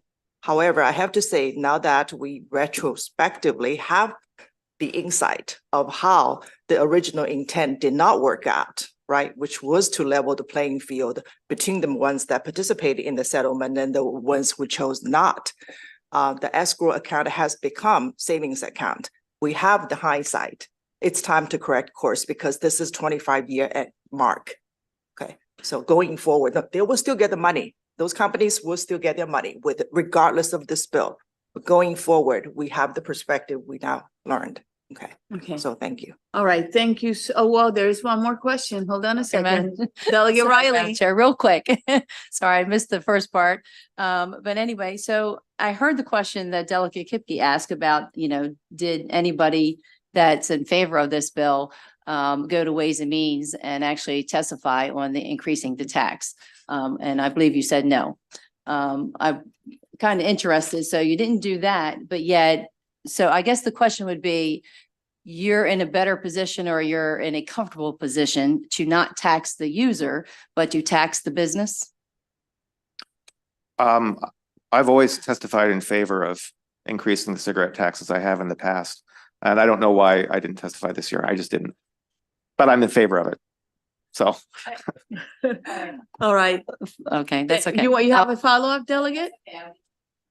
Okay. All right. Thank you very much. Thank you. For your patience as you answer these questions. We really appreciate it. And if you promise something, can you send it to us, please, by email to the entire committee if there was some information that was requested? How much related to how much of the master settlement payment or the escrow fee compensated the state for Medicaid services. So I'll get on that one and I have a follow-up for you too, if I may. So Thank you very much. Thank you. Thank you, Delegate Shi. All right, we have two people unfavorable for this bill. It is actually Eric Estes and Michael Johansson. Will you please come up? And as soon as you sit, will you be so kind and give us your testimony? And thank you again, everyone, for being so patient as you wait. Go ahead. Good afternoon. Good afternoon, Madam Chair and committee members. My name is Eric Estes. I'm the General Counsel of Excalibur International. Prior to joining Excalibur International, I worked 15 years in the Arkansas Attorney General's office. For 9 of those, I oversaw our tobacco litigation enforcement section. There, I represented not only the Attorney General, but other state agencies dealing with tobacco-related issues. I come here in largely the same role. The job is the same. There I was responsible for making sure that 50 companies were compliant with one state law. Here I'm responsible for making sure that 1 companies were compliant with 50 state laws. I respectfully have to disagree. I mean, there was a lot said in the direct testimony and the written testimony, and I'm going to highlight one, and that is the question of equity and fairness. This is an equity fee, but frankly, it's not very equitable. I'm gonna say four things to support that. First is we're changing course midstream on what these escrow accounts do and how they function. And according to the testimony, they want to change it simply because we follow the law, which allows us to collect interest and allows us to get money back in 25 years. And because we're a tough nut to crack because we haven't done anything wrong. In my mind, that's neither fair nor equitable. Second, the PM's participating manufacturers, Big Tobacco, got a liability release for their bad acts and practices. We haven't done none, and this act or this bill does nothing to rectify that. Third, and I'm running out of time, so I'm gonna be quick, is the due process consideration. Those big companies were sued for doing things wrong. They have the right to defend those actions and settle. This doesn't provide that to us. Next, please. Yeah. Thank you, Madam Chair. I'm Mike Johansson on behalf of Excalibur. You also have in your file letters from the other two non-participating manufacturers, Cheyenne and Grand River, as well as a distributor called Seneca, who also opposes.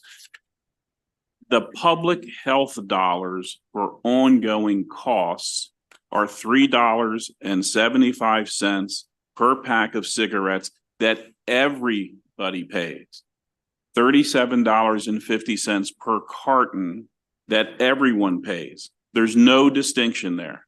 That's the money that is used for Medicaid and funding and everything else. The cigarette restitution fund is restitution for bad acts that they didn't have to pay when they signed the agreement in 1998. They get to pass it on as cost to their sales going forward. And it's forever, because it's restitution. And then you heard for the people that weren't alleged to have done bad things, because they didn't even exist at the time, they have an escrow account, which by its nature is to be refunded in 25 years. So we're mixing up a couple things here about equity and payments. Everybody's paying the $3.75 a pack. And if it goes up by 75 cents, like Chairman Barnes wants to do, it's $40 million net a year, and it reduces smoking.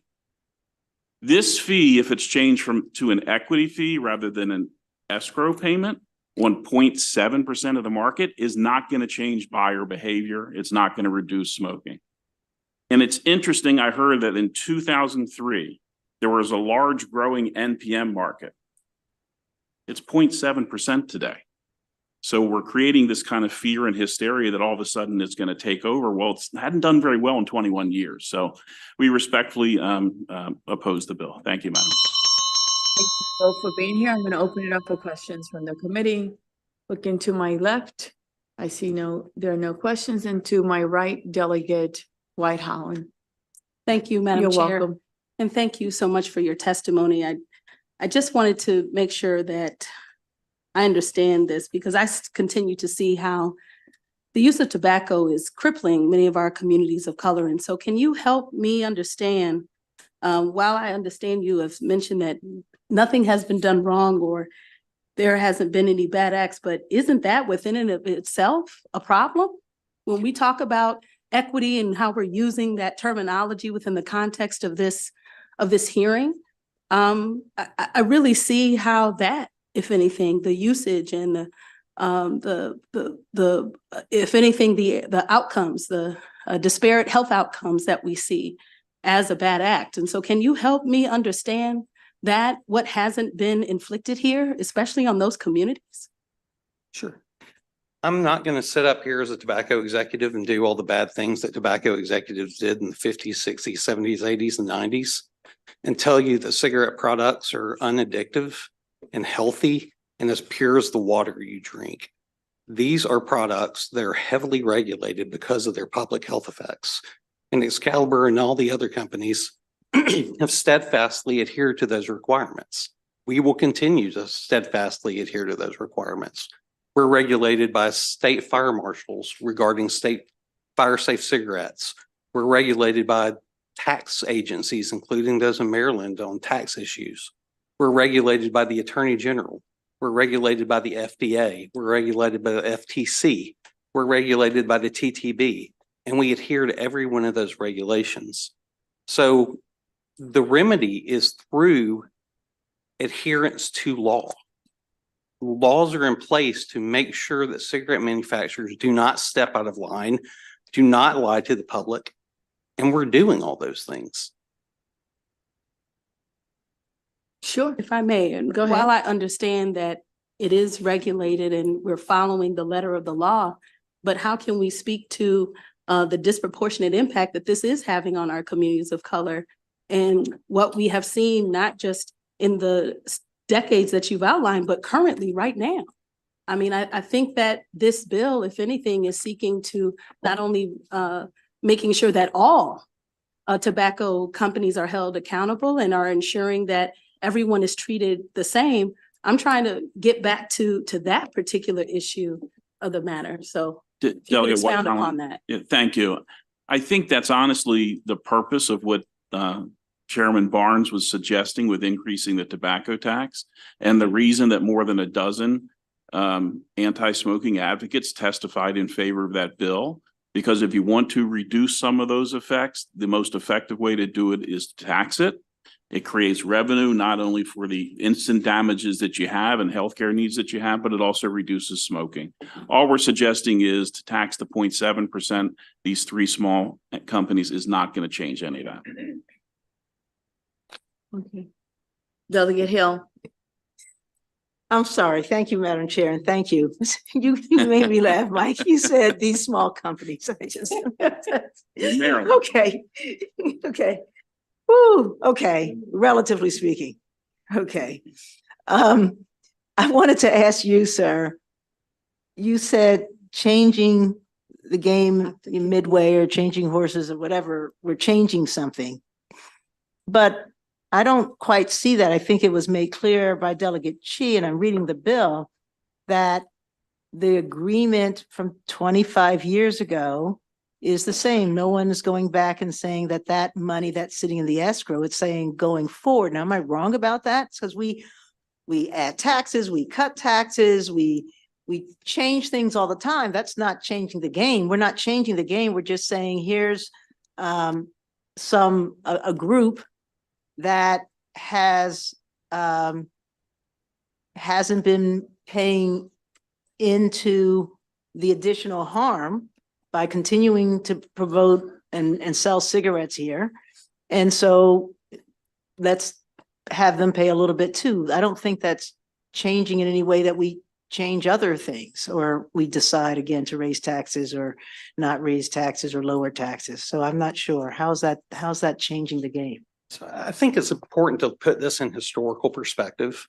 The lawsuits in 1998 were brought under various antitrust and consumer protection grounds that's stated within the body of the MSA. And they sought damages from big companies for lying to the American public. There's no question about that. What this bill does is create, in essence, a liability for a tort that was not committed.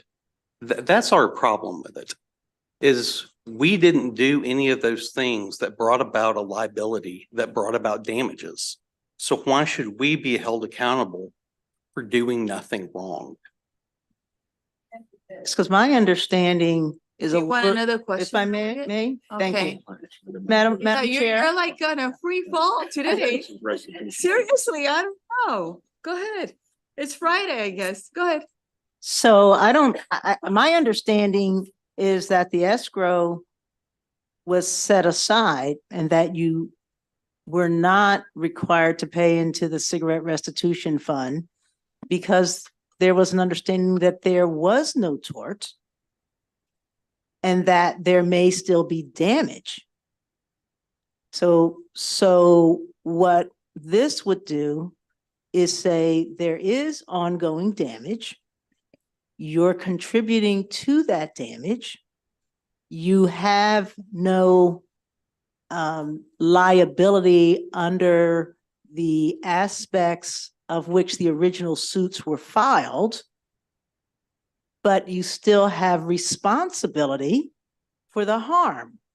And so this fee is designed to say, take responsibility, not take your profits away, but take responsibility for the harm that is ongoing and in the future because of the decision to sell cigarettes in Maryland. That you don't, so I'm asking you, why am I wrong in that? I think the answer to the last question is the right one. You're dealing with 0.7% of the market.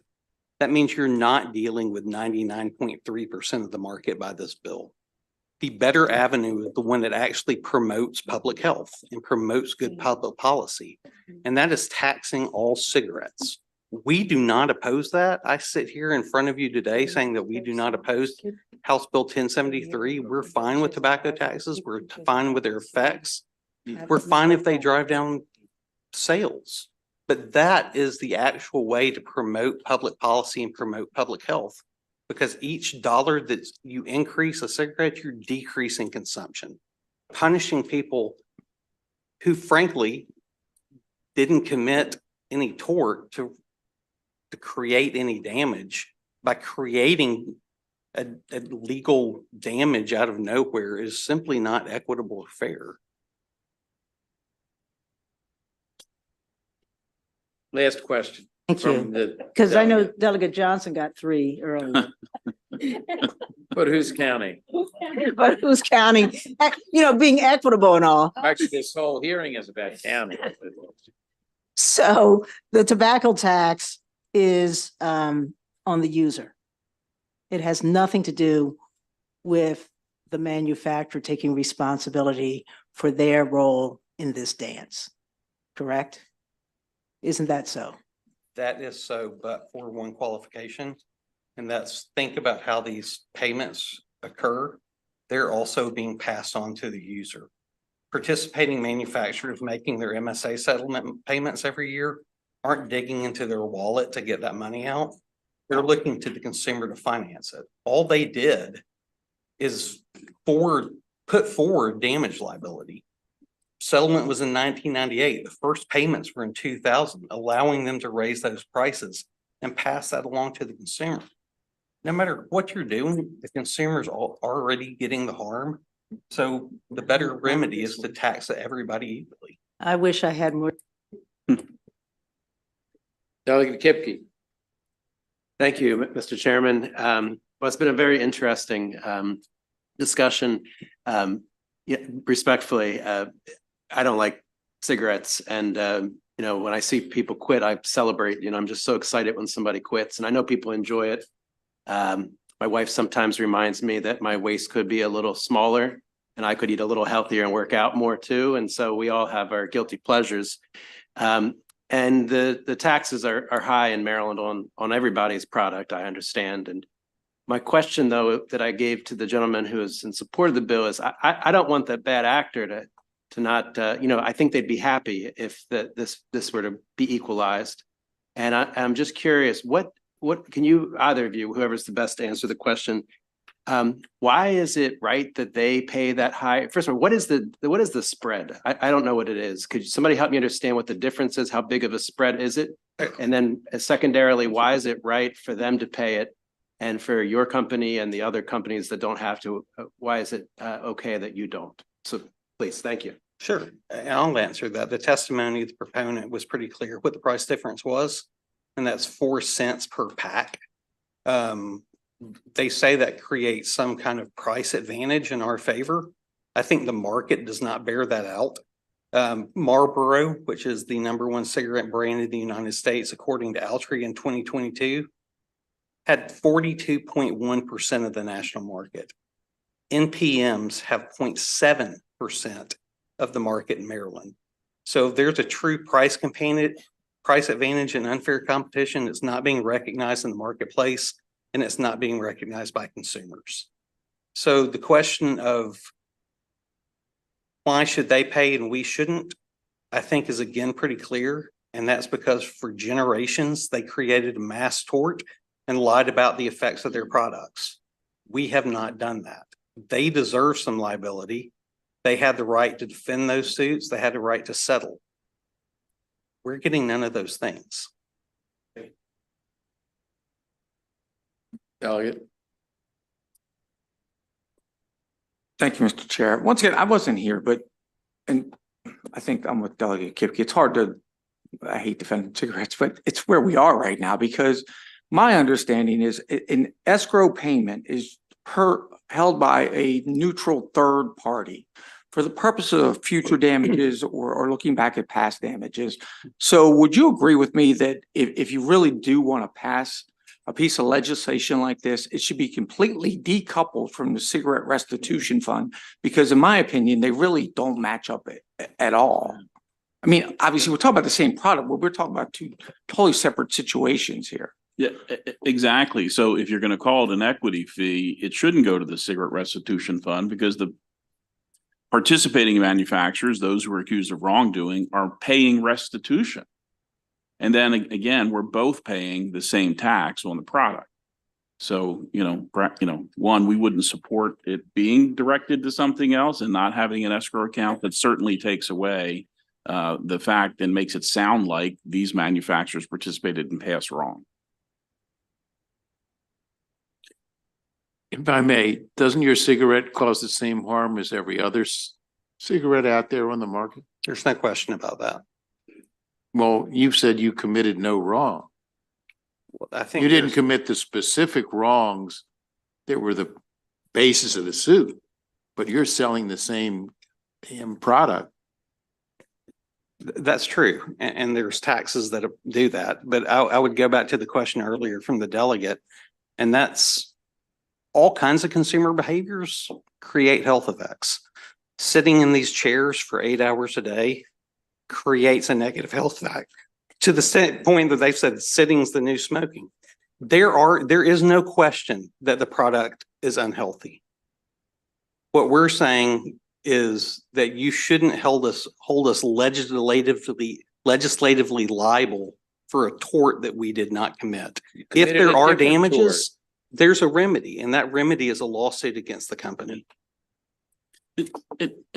Mr. Chairman, and I'm going to allow you to answer. Thank you. Sure. I appreciate it. Yeah. The allegation wasn't just that cigarettes were harmful. It's that the companies lied about whether they were harmful. Mm-hmm. Today, he's selling a cigarette that's labeled, "This is a harmful product." Because the federal government requires you to do so. For whatever reason, right? It's labeled that way. If there is an allegation that he is marketing it in a way that's causing harm and people weren't aware of it, then his escrow payment is there for someone to file suit, including the state, if they wanted to. We can't mix the past with the ongoing.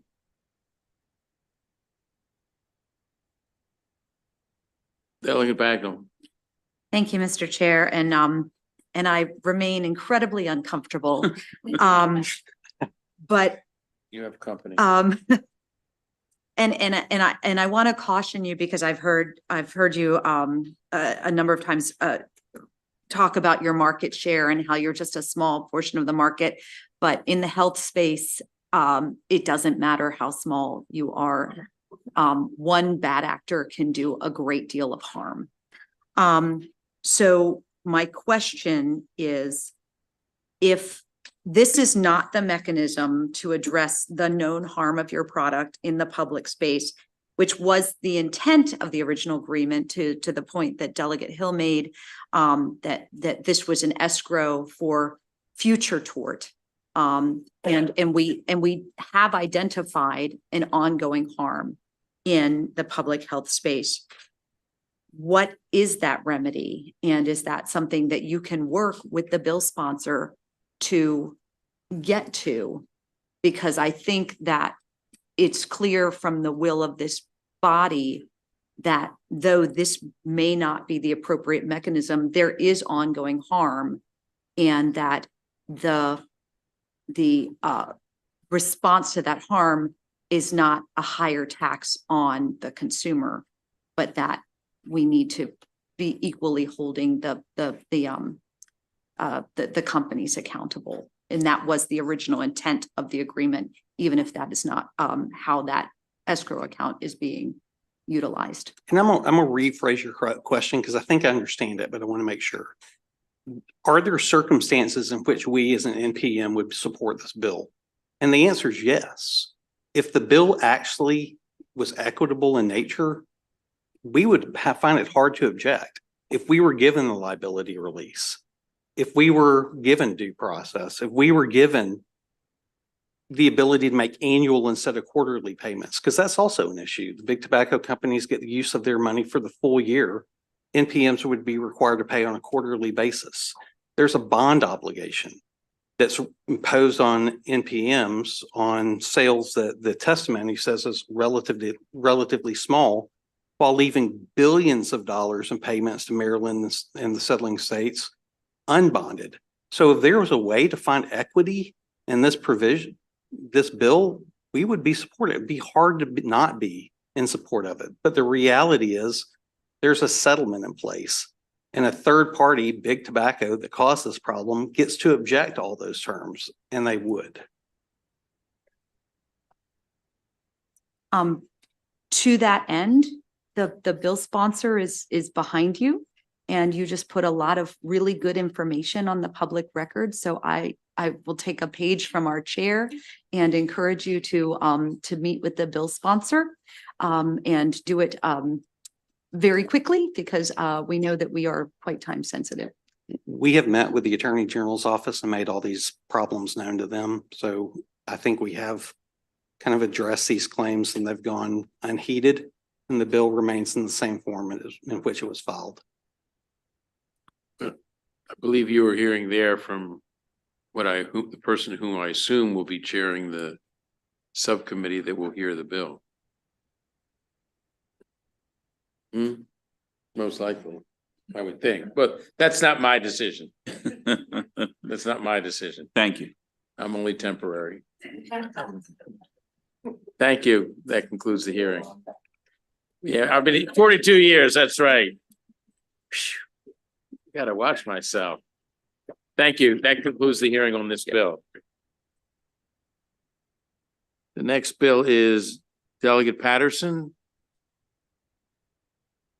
House Bill 1026, Armed Forces, Support of Military Families and the Addiction of.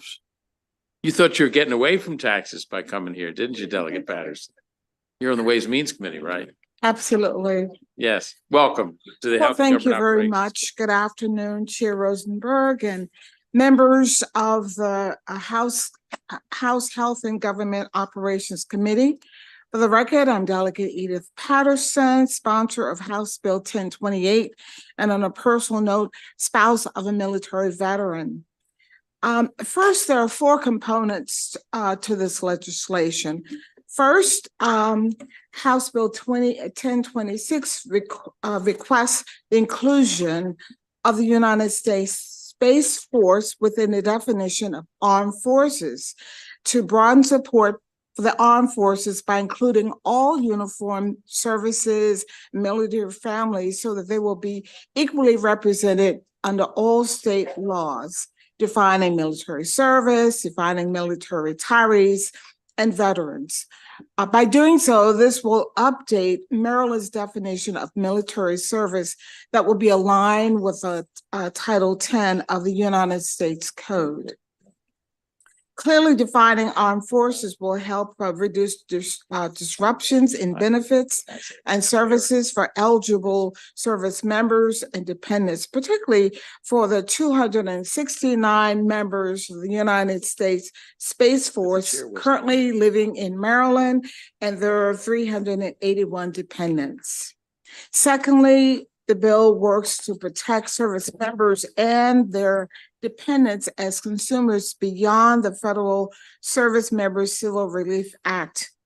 Presently, our federal law does not protect Guard component service members concerning obligations that occur while on active duty who live in Maryland and live in a neighboring state, or who work in Maryland but live in a neighboring state, when they're ordered for active duty by the governor.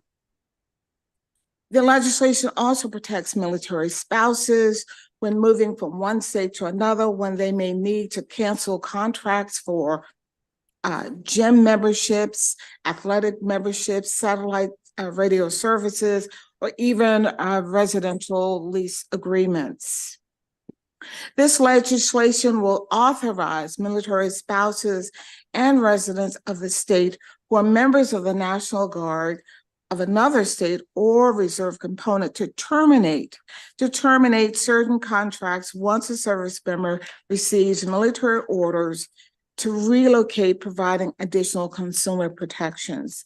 And thirdly, the bill adds Space Force and members of the National Guard to the definition of military-connected schools, students, for the purpose of the Purple Star Schools program, legislation that I gladly offered and sponsored 2 years ago. And finally, there is an amendment being proposed.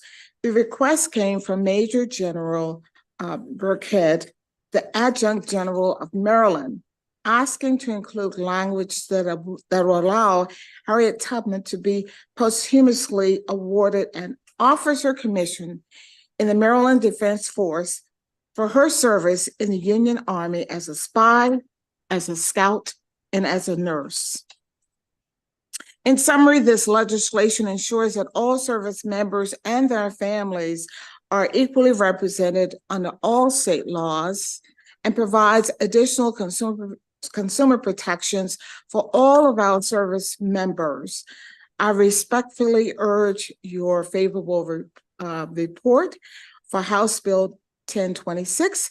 And please note that there are several letters of support from the 21 members of the Military Coalition and also from other supporters of this legislation. And if permitted, I would ask if my sponsors are still here, supporters, we would have them offer testimony before questions. Thank you. Okay, that was my fault for not calling up the other two witnesses with you. No, they're Oh, okay. both They're are virtual. virtual? They're virtual. Oh, okay. Well, you're listed first as Christopher Arnold and then Janine Burkhead. Thank you. Thank you, Chairman and honorable committee members. My name is Christopher Arnold, Mid-Atlantic Region Liaison at the United States Department of Defense State Liaison Office. Here in my tuxedo, Chairman Rogers acknowledged HGO is always the best dressed committee earlier. So on behalf of the Office of the Secretary of Defense, we'd like to offer our gratitude to Delegate Patterson, members of the Veterans Caucus, and Major General Burkhead for bringing this critical legislation forward, which provides a uniform definition for armed forces. The Space Force was established in 2019. And this bill aligns Maryland's code with Title 10, as the sponsor acknowledged, which clarifies that the various rights, privileges, and benefits that the members of the Space Force were entitled to with the other military services continues during their service as guardians. Maryland is currently home to almost 300 members of the Space Force and their dependents, and they serve at various installations, including Headquarters Space Force, and in Maryland proper with Space Force Delta II in Sweetland, the 53rd Space Operations Squadron in Fort Detrick, various recruiting stations, and the Intermediate and Senior Space Force Command and Staff Colleges at Johns Hopkins University.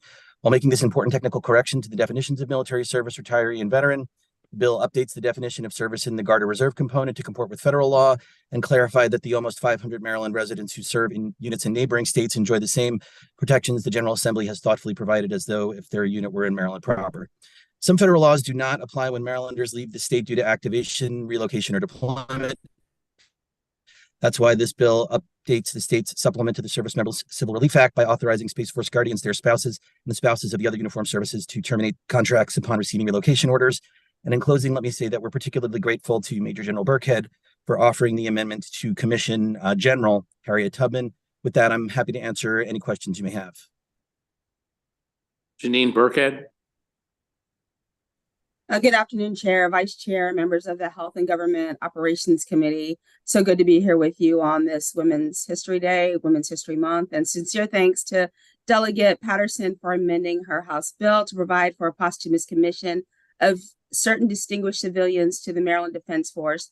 I am honored to exercise my authority to recommend to the governor the posthumous commission of Harriet Tubman, a volunteer soldier of the Union Army, whose extraordinary accomplishments contributed to the victory in the war to preserve our great nation.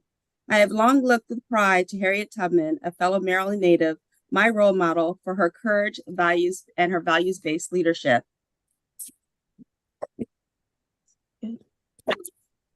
Thank you. Are there any just a- questions? Oh, I'm sorry, I'm not I'm finished. sorry. That's okay. That's okay. I have come to understand that it's not enough to tell her story in the small circles and to privately share our admiration. It's time to publicly and loudly officially declare that Harriet Tubman earned the respect of our nation. A century and a half later, we can reject the cultural blinders that dismissed her because of her being a Black woman, despite her many contributions. Nursing, training nurses, risking everything as a scout and a spy, advising Union commanders, and leading dangerous military raids. A General Rufus Saxton said, the only military command in American history wherein a woman, Black or white, led the raid under whose inspiration it was originated and conducted. I propose that we signal respect and honor with the designation of general. A general must organize, direct, and accomplish major actions with strategic effect. A general inspires others to exceed their own visions. Thank you. I request that we commission Harriet Tubman and invite your support in commissioning her to the status of general officer. You can finish. How are you? Go ahead. I'm good. Thank you. You're That's done? all. Yes, Okay. that's it. Thank you. Thank you. I love the mural. Thank you. I'm going to open it up for questions now. Are there any questions for the delegate and her panel? Delegate Rosenberg? No, that was there from before. Okay. All right. Wonderful. Well, there are no questions, delegate. We really appreciate your testimony and thank you for being with us and your witnesses today. And you. have a blessed weekend, okay? Thank you. Thank very you. much. Nice to see you. Thank you. This concludes the bill hearing on House Bill 1026. Next, we're going to House Bill 961, Delegate Taveras. State Government Commission on New Americans established, and you have only two witnesses. Adriana Lee, will you come up, please? And you have a virtual one, Victoria Francis. If you can come up, have a seat, and as soon as the delegate sits, she'll start her testimony. Thank you very much. For those of you that are waiting, we're getting through this. Just be patient, please.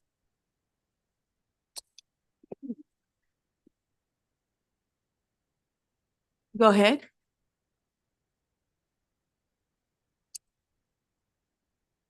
Thank you, Madam Chair. And esteemed colleagues, I'm here to ask for your favorable report on HB 961, State Government Commission on New Americans. HB 61 creates a commission to systematically study and report on the contributions of new Americans in the state of Maryland. Immigrants not only fill crucial roles in our workforce, but also significantly contribute to our state, federal tax revenues and entitlement programs like Medicare and Social Security. These quantitative and qualitative studies will be done for 7 major counties and cities statewide. It will also be updated every 5 years as the 5-year cycle of the American community surveyed by the census. To fund these studies and the Office of Immigration Affairs, the Motor Vehicle Administration will charge 25 cents for all new and renewed driver's licenses. Maryland prides itself on being a tapestry woven from diverse threads, each representing the rich cultural heritage and contributions of our immigrant population. This legislation is crafted to acknowledge and amplify the role of new Americans in our state's social, economic, and cultural fabric. HB 96 draws inspiration from successful models in other jurisdictions, such as Alexandria, Virginia, Harris County, Michigan, and even Prince George's County, Maryland, tailored to fit the unique context of their state and areas, with a focus on inclusivity and comprehensive support for our immigrant community. Despite these contributions, new Americans face challenges in accessing government services and fully integrating into the community. COVID-19 pandemic showed us why this matters. The zip code where I live, 20783, had the highest rate of contraction of COVID for 2 years in the DMV area. Yet we were the last to receive, and for 2 straight years. And yet we were the last to receive testing and the last to receive vaccines. It took uniting local leadership, the gentle chair before us of this committee, an op-ed to the Washington Post, and meetings with the White House to find results. The commission will address these issues head-on, providing data-driven insights to inform policymaking and ensure that new Americans can fully participate in and contribute to Americans' prosperity. In light of the overwhelming evidence of the positive impact and the challenges they contribute to face as immigrants, I humbly ask for your favorable report on HB 961. Thank you. Thank you, Delegate, and thank you for your work. Good afternoon, Ms. Lee. How are you? Hi, fine, thank you. Welcome. So good afternoon, Madam Chair Peña-Melnick and members of the Health and Government Operations Committee. My name is Adriana Lee. I am the Director of Governor's Office of Immigrant Affairs, and I come before you in strong support of HB 961, which will establish a Commission on New Americans. I also testify on behalf of the Governor's Office of Community Initiatives, where Reverend Lawrence Walker is the Executive Director. As Maryland's Director of Immigrant Affairs, I recognize that this bill will help thousands of families, having a positive impact on the quality of life of our new Americans. This commission will ensure that the state's efforts are directed correctly and equitably for refugee, asylees, immigrants, and second-generation immigrants. Close to 1 million immigrants reside in Maryland, and more than half of them have limited English skills, making this population an easy target for abuse, discrimination, fraud, hostility, and crime. Immigrants who are Black, Hispanic, or Asian are most likely to report discrimination at work. We need a commission that serves as a means for immigrants' voices to be heard and understood, a commission that supports integration in the social, civic, economic, and cultural engagement and allows these communities to thrive and succeed while maintaining their own identities. This commission will have representatives from different areas who will be able to explain to us the needs, the problems, and the challenges these communities experience every day. We know that an immigrant community equipped with knowledge, skills, and resources will be able to grow and reach its full potential. I ask you to please support HB 961 to establish a New Americans Commission. Thank you very much. Thank you for being here. And congratulations on your new position. Thank you very much. May I have Ms. Francis, please? Thank you. And good afternoon. Good afternoon, Chair, and members of the House Health and Government Operations Committee. My name is Victoria Francis, and I'm the Deputy Director of State and Local Initiatives at the American Immigration Council, an organization that works to advance positive public attitudes towards immigrants and create a more welcoming America, one that provides a fair process for immigrants and adopts laws and policies that take into account the needs of the U.S. economy.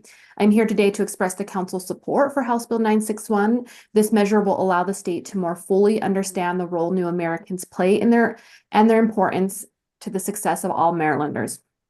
My organization has worked with leaders in government, business, and civil society across the country to recognize the crucial role immigrants play in state and local economies and their vital role in some of the fastest growing and most in-demand fields. To remain competitive and meet critical workforce and economic needs, states must work to understand the current contributions of new Americans, their untapped potential, and the availability of services to help individuals meet their full potential. House Bill 961 creates a mechanism to do just that. To help illustrate why the need for this legislation is so important, my organization has conducted quantitative research and on the demographic contributions and economic impact of new Americans who call the state home. I would like to share some of what we found. As of 2021, Maryland is home to more than 970,000 immigrants, making up 15.7% of the state's population. These new Americans are critical to addressing the state's workforce needs across the skills and education spectrum, with 79.5% of immigrants in Maryland being of working age, so between 16 and 64, compared to 61.4% of their U.S.-born counterparts. Additionally, immigrants in Maryland paid $13.3 billion in taxes, including $4.8 billion in state and local taxes and held 33.1 billion in spending power that could be reinjected back into the local economy. Immigrant entrepreneurs in Maryland are also an important part of the economy. You can continue, just go ahead and Thank wrap it you. up. Mhm. In 2021, there were over 80,000 entrepreneurs in the state who had a combined business income of $2 billion. As this data illustrates, new Americans are vital to Maryland's workforce, economy, and culture.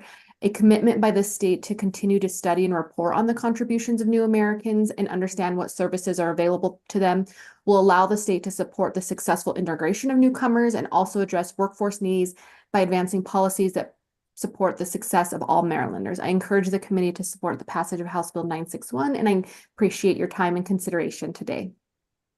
Thank you for being with us today. We appreciate it. I'm going to open it up for questions now. Are there any questions for this delegate and her panel, Delegate Kaiser? Thank you, Madam Chair. You're welcome. Thank you, Delegate Taveras. I had two questions, if I could, both stemming from the Yes. fiscal note. At the beginning, it says the report must include a quantitative report detailing the contributions of new Americans. And then the other part of number 1 and number 2 are both talking about services to new Americans and customer satisfaction with those services. Those seem to be very different things. One being the success of new Americans and yet the challenges with government. They seem to be two very different goals, and I'm just trying to Yes. understand why they're put together here. Thank you. Thank you for bringing that up. So basically, there's two packages that we would be doing.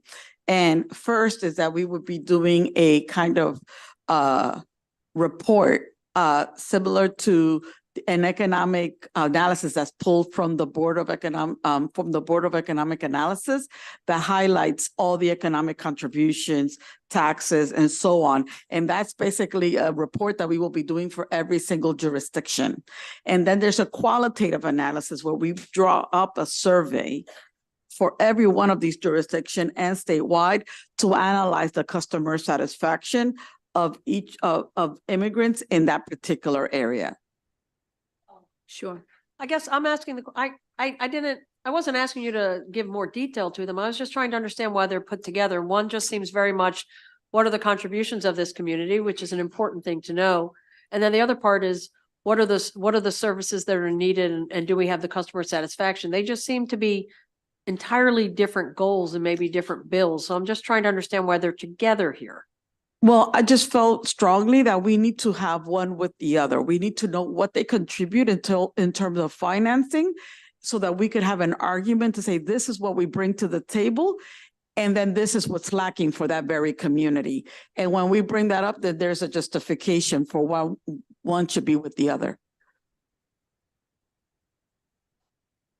Did have a second question for the fiscal note, Go Madam for Chair. it. Thank you. Just real quick.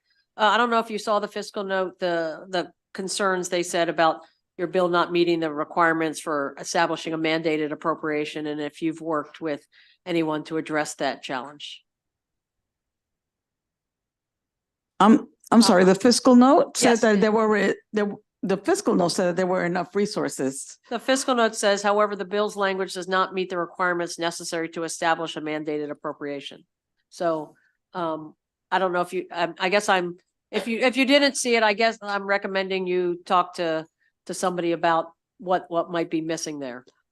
Yes, and I will have that follow-up conversation because the fiscal note just came a day ago. But my concern is also not just funding this project, but it's also about a mechanism to have a steady stream of income for the Office of Immigration Affairs.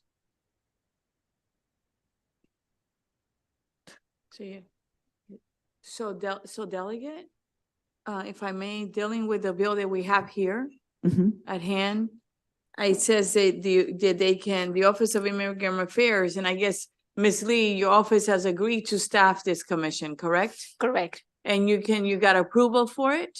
Yes, correct. And you have enough resources to staff it?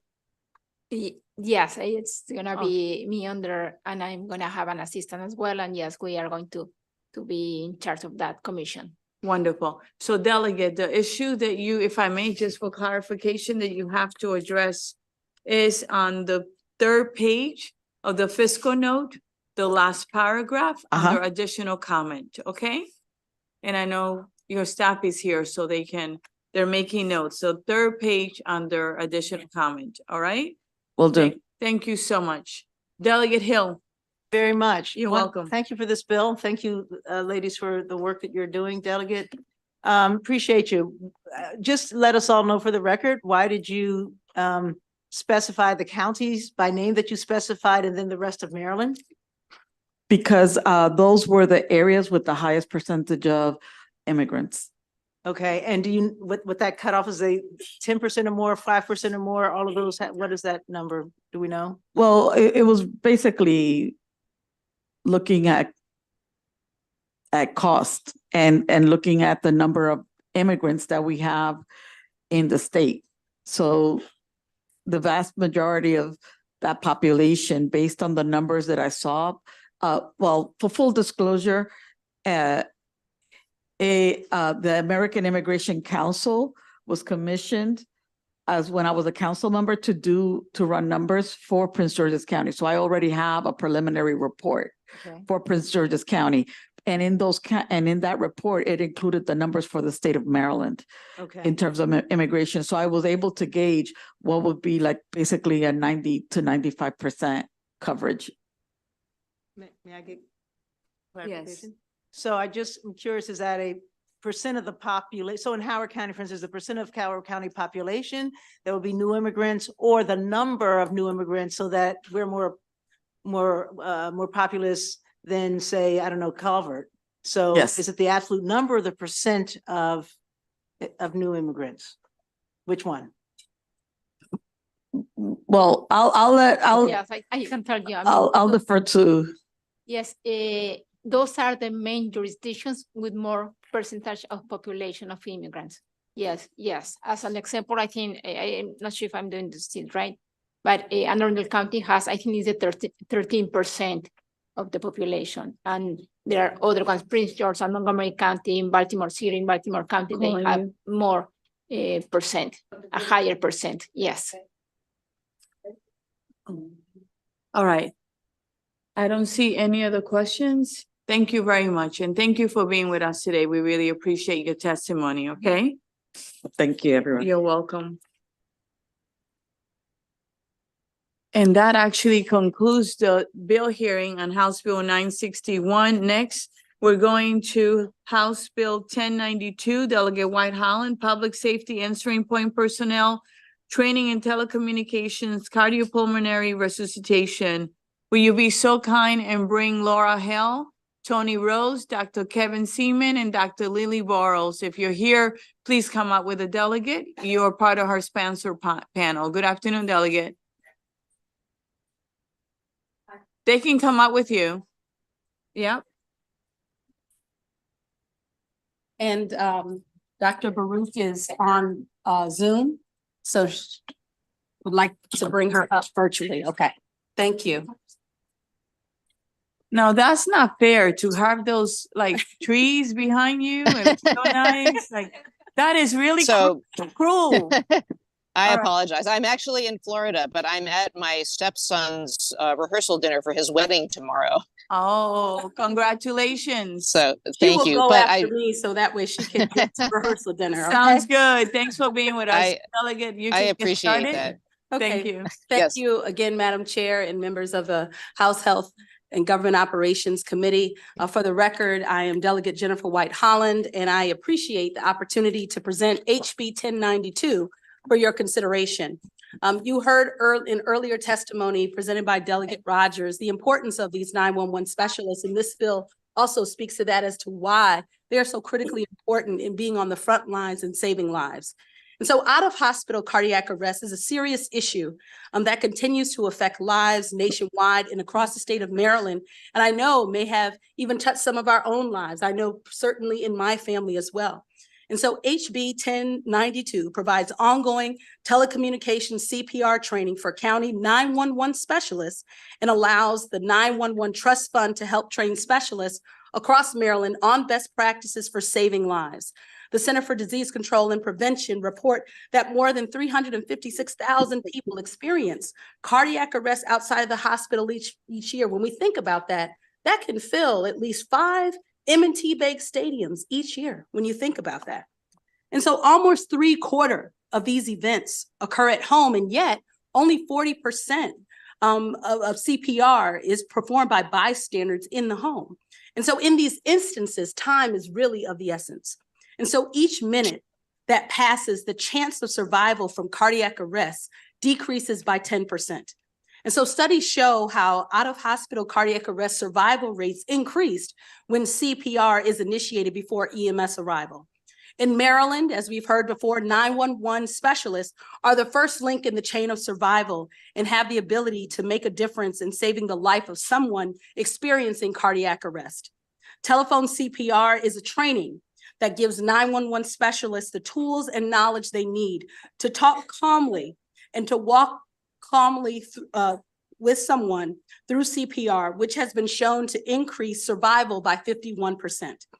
This bill was simply initiated by a 2020 pilot in Charles County that you'll hear more about from our panel, and which resulted in significantly increasing quality improvements and saved lives in Charles County.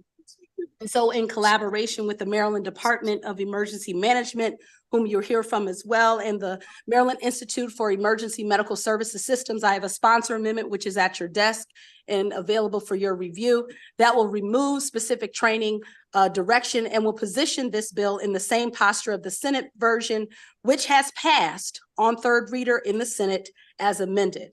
And so, colleagues, I respectfully request a favorable report as amended and appreciate your consideration.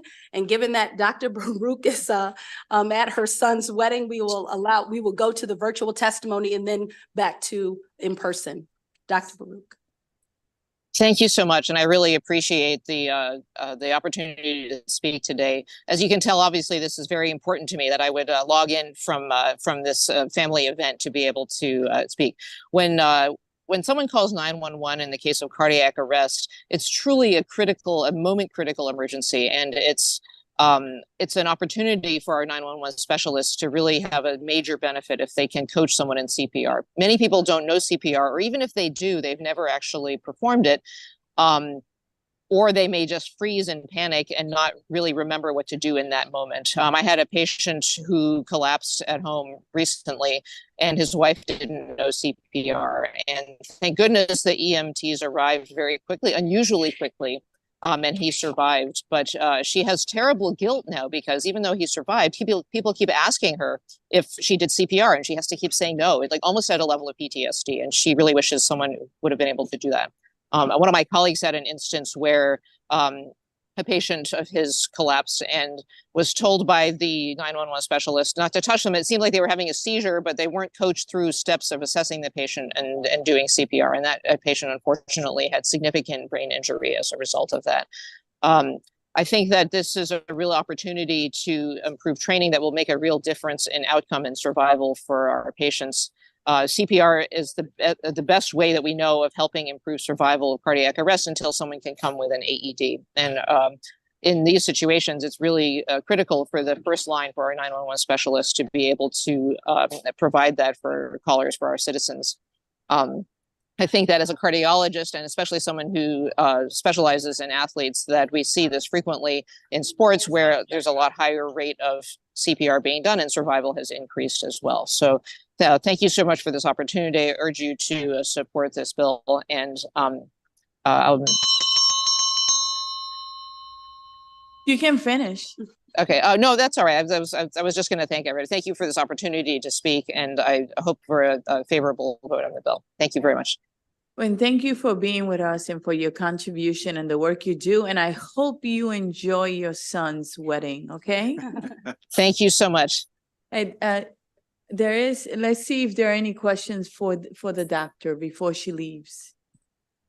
You did really beautifully. So they're like, no, she can go dance and have a drink. And have a drink. Take care. I'm happy to Enjoy the answer any palm trees. Thanks. Who will be next? Thank you very much. You're welcome. Hello. Oh my. Okay. Good afternoon. My name is Laura Hale. I'm with the American Heart Association. And as you can see, I've lost my voice, so I shall keep this extremely brief. I'll walk you through a quick exercise on our support of this bill. Tying your shoes is something that you easily know how to do. Now imagine trying to explain how to tie one's shoes over the phone to someone who doesn't know while they're deeply upset. That is a very different skill, and it's exactly what we're looking to do in this legislation. We know this works, and we know that where you live shouldn't determine if you live. Having this opportunity for funding for this training for all our 911 specialists will make a difference, and you have my written remarks. Thank you. Thank you, and I hope you feel better. Drink some tea. Let's go here. Okay, next, please. Greetings, I'm Dr. Kevin Seaman. I'm a board certified emergency physician and EMS physician. I'm the medical director for the Maryland Resuscitation Academy. I'm going to give you the bottom line up front. Currently, our 911 centers in Maryland are not delivering ongoing training about telephone CPR and not reviewing all the cardiac arrests and providing feedback, which the American Heart Association recommends. The result is countless lives are being lost. And those include children, student athletes, parents, and moms. The solution, if you pass this legislation, will educate telecommunicators across the state in these life-saving techniques for this critically important emergency, sudden cardiac arrest. This is a survivable condition. It's not a heart attack. It's loss of consciousness, breathing stops, and clinical death. It's the most time-dependent emergency in medicine. We have 600 seconds to save a life.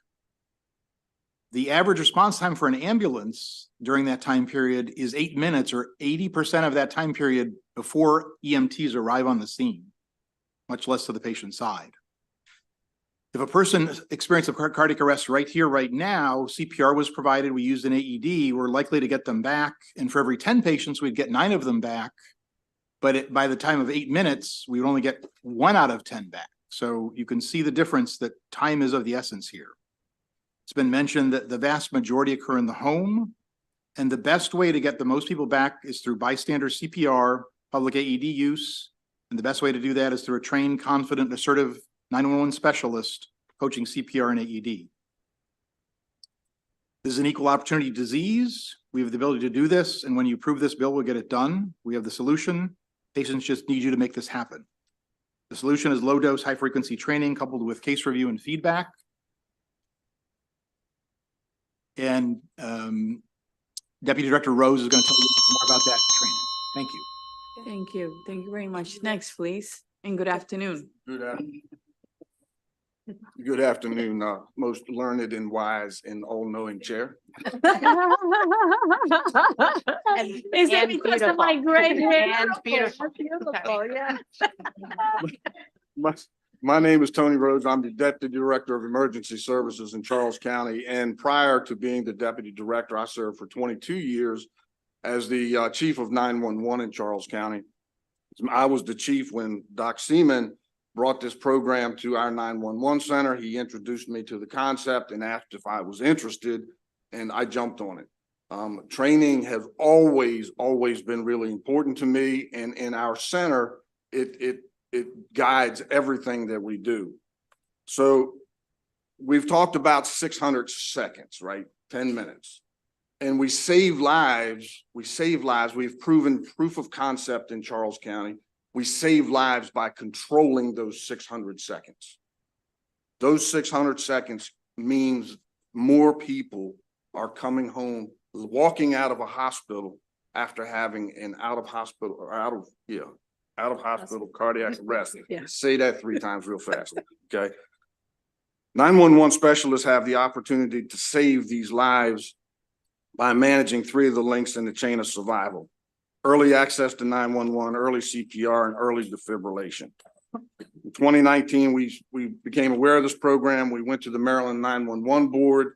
We explained to them, we described to them the program, told them what we want to do, showed them our action plan. They funded the project. We went back a year later, explained to them what we had seen as far as improvements go and what we still needed to improve on.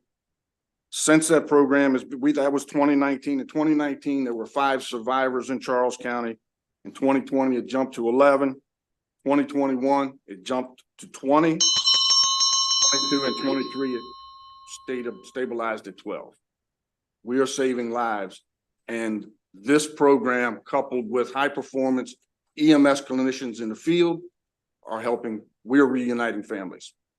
And thank you for the work you do. We really appreciate it. And those families that have been saved, you know, their loved ones. So thank you for all of you. Thank you. Who else is next? I think I have one more before I open it up for questions. Yes, ma'am. Thank you, Chair. I'm Anna Sierra. I'm the Chief Development Officer and Legislative Liaison for the Department of Emergency Management. We registered favorable with amendments. I want to first thank Delegate White Holland for her work on this bill and for her willingness to work with us on this bill. I want to make it very clear we are in no way against additional CPR training, but you do see that we're requesting that the training language be taken out. And that is because in law already, the 911 board and MIMS both have the capability to set training standards for our 911 specialists. We also already in law require 911 centers to adopt standards-based protocols, which would include things like providing CPR instructions. We agree that additional training is always preferred, and we encourage that. And that's why we're supporting the funding piece to clarify to our counties that the 911 trust fund can be used in order to support this type of work. But we simply don't think that the training standards should be put in law. That way we can keep up with new training standards and we don't have to keep coming back to amend language in legislation and statute. I say this as a former director of 911 centers, 2 different centers on the Eastern Shore.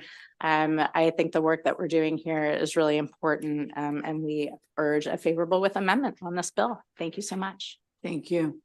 I think that this is it for your witnesses. Yes, ma'am. This bill has passed the Senate 47-0 with the amendments. Yes. Are there any questions for the delegate? Delegate Woods.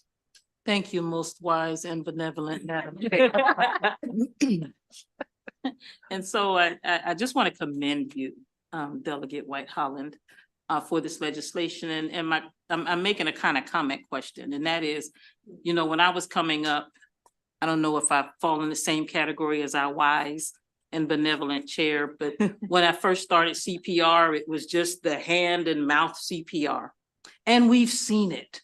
We've seen it move forward. We've seen it advance where now you can do hands-on CPR and not even have to do the breaths. Now we have AEDs that everyday people can use. And so I'm really impressed by this proposal.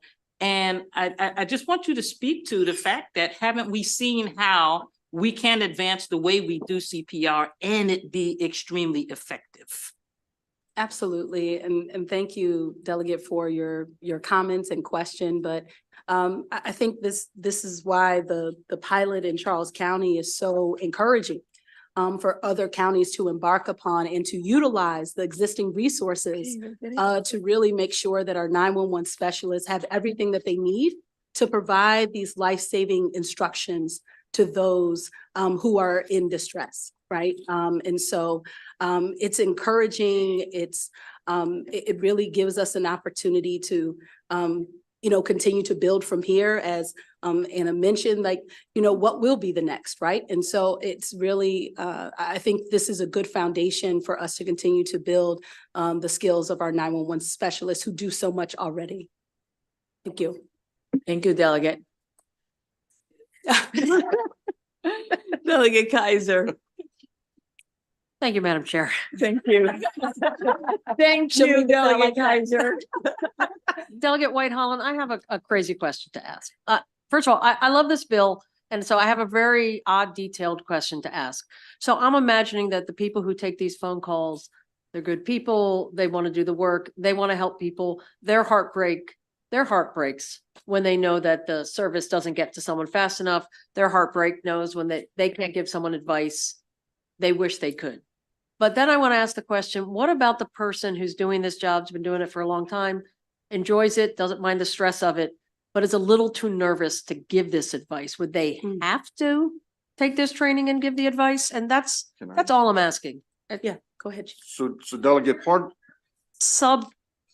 Tiny little issue. So this training program focuses on repeated over and over familiarization with the 911 specialist and various high fidelity scenarios that occur quarterly.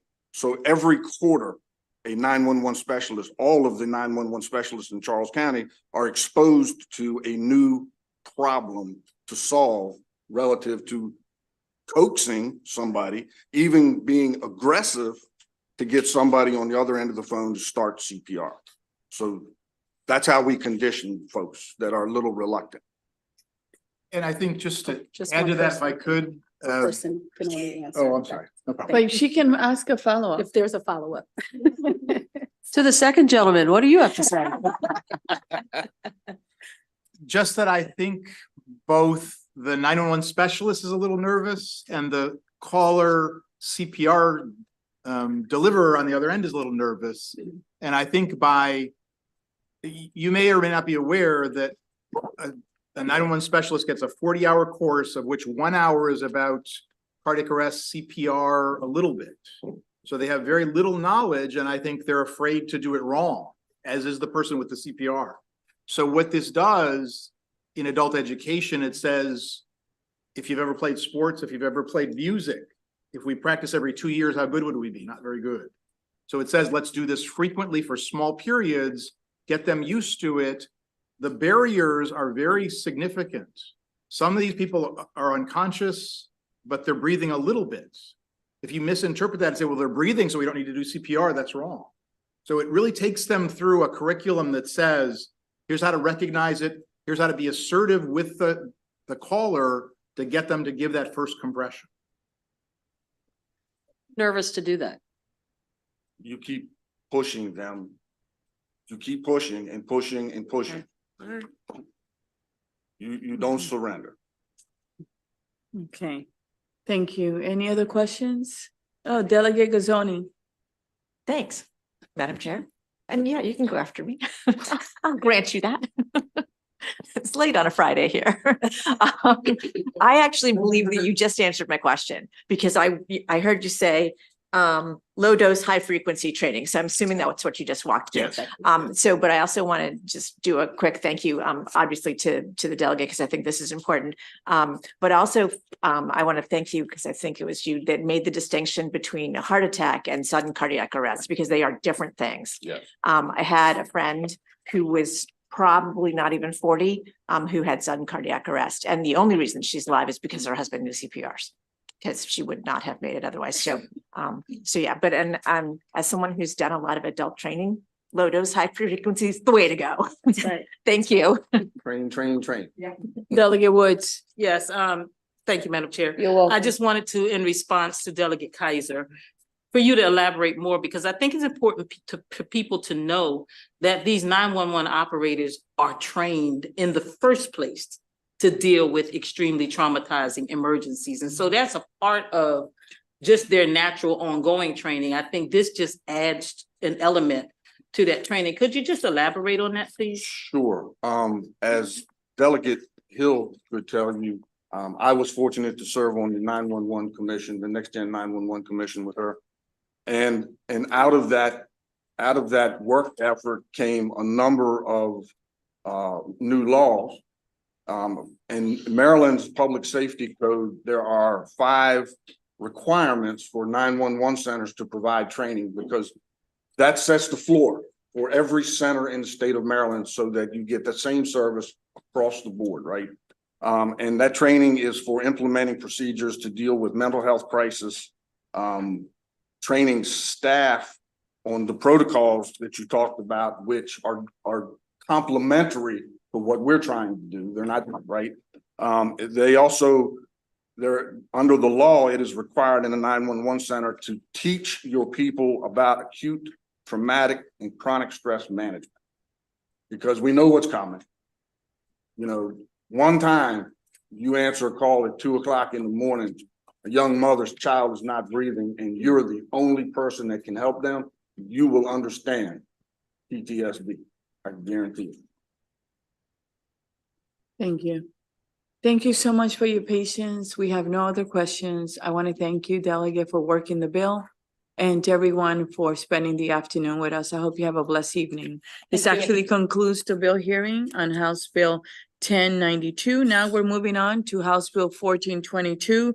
Delegate Johnson, Human Relations Protections Against Discrimination Genetic Procedures. Then after that, we will go on to the last bill, House Bill 1412. I know that people have been waiting patiently here. Hopefully we have entertained you. And we will be getting to you soon. So thank you for being patient, okay? Delegate Johnson, do you have a panel? I do, Madam Chair. All right, They can come up and Madam Chair, if you could pull up the virtual witnesses in case anybody has any all right. Will you technical be so questions. kind and pull the virtual? I have Maria Lorenzo Chang, Marsha Blakesley, Alan Beninsky, and virtual I have Stephen O'Connor and Gapi Vijaya. And two others, Dr. Craig Wax and John C. Lindsay. Okay, go ahead. How are you? Thank you for being Good. patient. Thank you, Madam Chair. Good after, oh, I'm gonna have to say good evening now. Good evening. Madam Chair, members of the HGO Committee, for the record, I'm Delegate Steve Johnson, here to present House Bill 1422, Human Relations Protections Against Discrimination Genetic Procedures. House Bill 1422 aims at prohibiting discrimination in education, public accommodations, commercial leasing, housing, and employment based on an individual's refusal to undergo a genetic procedure. We live in a world where technology is rapidly evolving on many fronts, including the field of medicine. These developments are outpacing current regulations and ethic guidelines. House Bill 1422 aims to proactively protect our state residents. We already protect Marylanders from discrimination based on race, gender, and many other categories specified in the Maryland Civil Rights Law. It's been a long day. I know. For which Take we your time. feel it is unjust to treat people disparately. A person's genetic integrity is a basic and essential component of their being. Thank you. And this bill recognizes the fact and offers protections of this integrity. Simply put, undergoing genetic procedure should not be a condition for engaging in basic life activities. House Bill 1422 aims to prohibit discrimination in education, public accommodations, commercial leasing, housing, and employment based on an individual's refusal to undergo a genetic procedure. I know that if you look at the opposition letter from the MDH, you will see they have a concern about vaccines, and we will continue to work with the stakeholders. With that, I'd like to turn it over to my panel of experts. Whoever wants to go first. My name is Alan Vinitsky, Madam Chairman. Wonderful to see you again. Saw you yesterday. Yes, thank you. Actually, I think all of you. Welcome back. Thank you. So, you already have my written testimony, and I will just elaborate with a few key points. Number one, I'm a physician in Maryland for more than 45 years. Didn't want to touch it. He pays attention. I'm a physician in Maryland for more than 45 years, and I'm an internist and pediatrician, and I regularly use genetic testing for my patients when necessary to help make diagnoses. So genetic testing is important and necessary in today's medical practice. It helps healthcare providers to identify information relative to making diagnoses. A person's genetic code is unique, just like somebody's social security number. This genetic information should remain private at all times. It is a person's choice to share that information with organizations, institutions, and government. To require or compel an individual to discover their genetic information would violate their personal freedom. An organization's representative may gain access to a person's genetic information that could result in its misuse and could lead to discrimination on the basis of gender, transgender, or medical conditions. Some medical conditions may be identified as impairments under the American Disabilities Act. Misuse of this information would violate those regulations as well. Therefore, compelling or requiring genetic information is the basis for completing an application or being accepted as a misuse of a person's private information. This act would be considered discrimination. Thank you. Who would like to be next? I can go ahead. Go ahead. My name is Stephen O'Connor. I'm a staff attorney with National Health Freedom Action, and I'm here to support HB 1422, banning discrimination based on a refusal to undergo a genetic procedure. Technological developments are outpacing our regulations and ethical guidelines, and this bill will allow us to stay ahead of these changes. Current Maryland law both prohibits discrimination and also separately protects genetic privacy. This bill protects genetic integrity and fills the gap in the current laws. In 2022, HB 866 was passed. Sponsored by Delegate Chi, this bill protects genetic information privacy. Likewise, the Federal Genetic Information Non-Discrimination Act of 2008 also protects genetic privacy, but it does nothing to protect genetic integrity. HB 1422 would amend the discrimination laws of Maryland to add refusal of a genetic procedure to the list of protected classes. It adds to the current education article and applies to public schools and non-public schools that receive state funds. In addition to education, discrimination would be disallowed in public accommodations, employment, residential housing, and state personnel matters. HB 1422 is an essential supplement to Maryland's genetic privacy and discrimination laws. It protects genetic integrity by codifying the right to refuse a genetic procedure. It would not inhibit or prevent anyone from getting a genetic procedure if they want one. State law already protects against bias in important life activities upon various categories. Just as we believe it is wrong to discriminate based on those categories, it is likewise wrong to do so based on a decision to maintain one's genetic integrity. Thank you. Thank you. Thank you for being here. Why don't we just go on and take the virtual witnesses? Let's go with Mr. Waxto and then the rest. Thank you very much. Good day. I am Dr. Craig Wax, a family physician, sports and school physician, media host, and former member of the National Physicians Council on Healthcare Policy Congressional Subcommittee, policy expert with 25 years of practical experience in private practice in neighboring New Jersey. Thank you for the opportunity to provide testimony in support of HB 1422, a bill introduced to protect the citizens of Maryland from being subject to discrimination based on their choice to refuse a medical intervention that involves the use of a genetic procedure.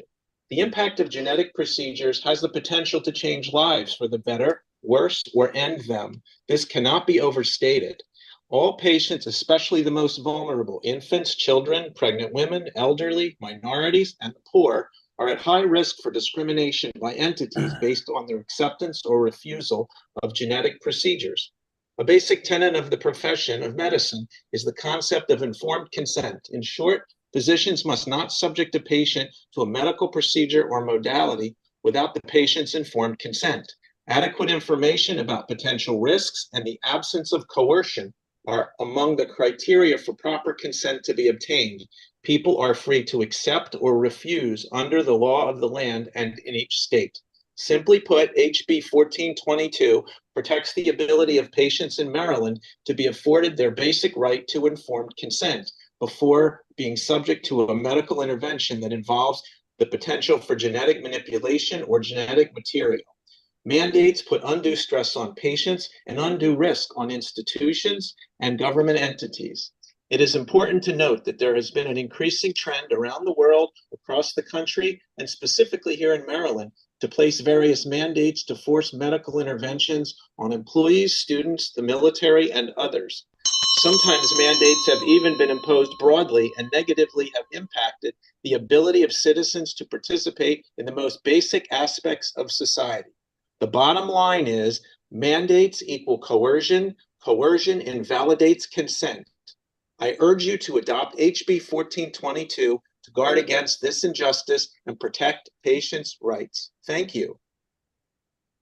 Thank you for being with us, sir. We really appreciate it. Why don't we have Dr. Lindsay? Nice to see you again. Nice to see you again as well. Thank you for having me. I'd like to formally endorse SB 1422. We need these protections for people in Maryland. We need them, frankly, for everybody across the US. So there are many reasons why a person might decline evolving genetic biologics. These must be protected so that individuals can have a right and a choice as to what goes in their bodies. Many of these genetic biologics are still experimental, and extensive toxicology, genotoxicity, and carcinogenicity, reproductive biology studies, and other studies like biodistribution studies and shedding studies have not been done. These are also not required if these genetic biologics are used under FDA emergency use authorization, EUA licensure in a public health emergency.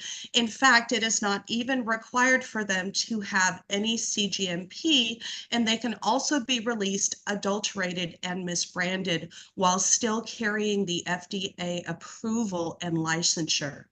Genetic biologics carry the long-known risks of insertional mutagenesis leading to cancers like leukemia and lymphomas, and also lethal autoimmune reactions from the action of having cells express proteins which are the target of immune systems.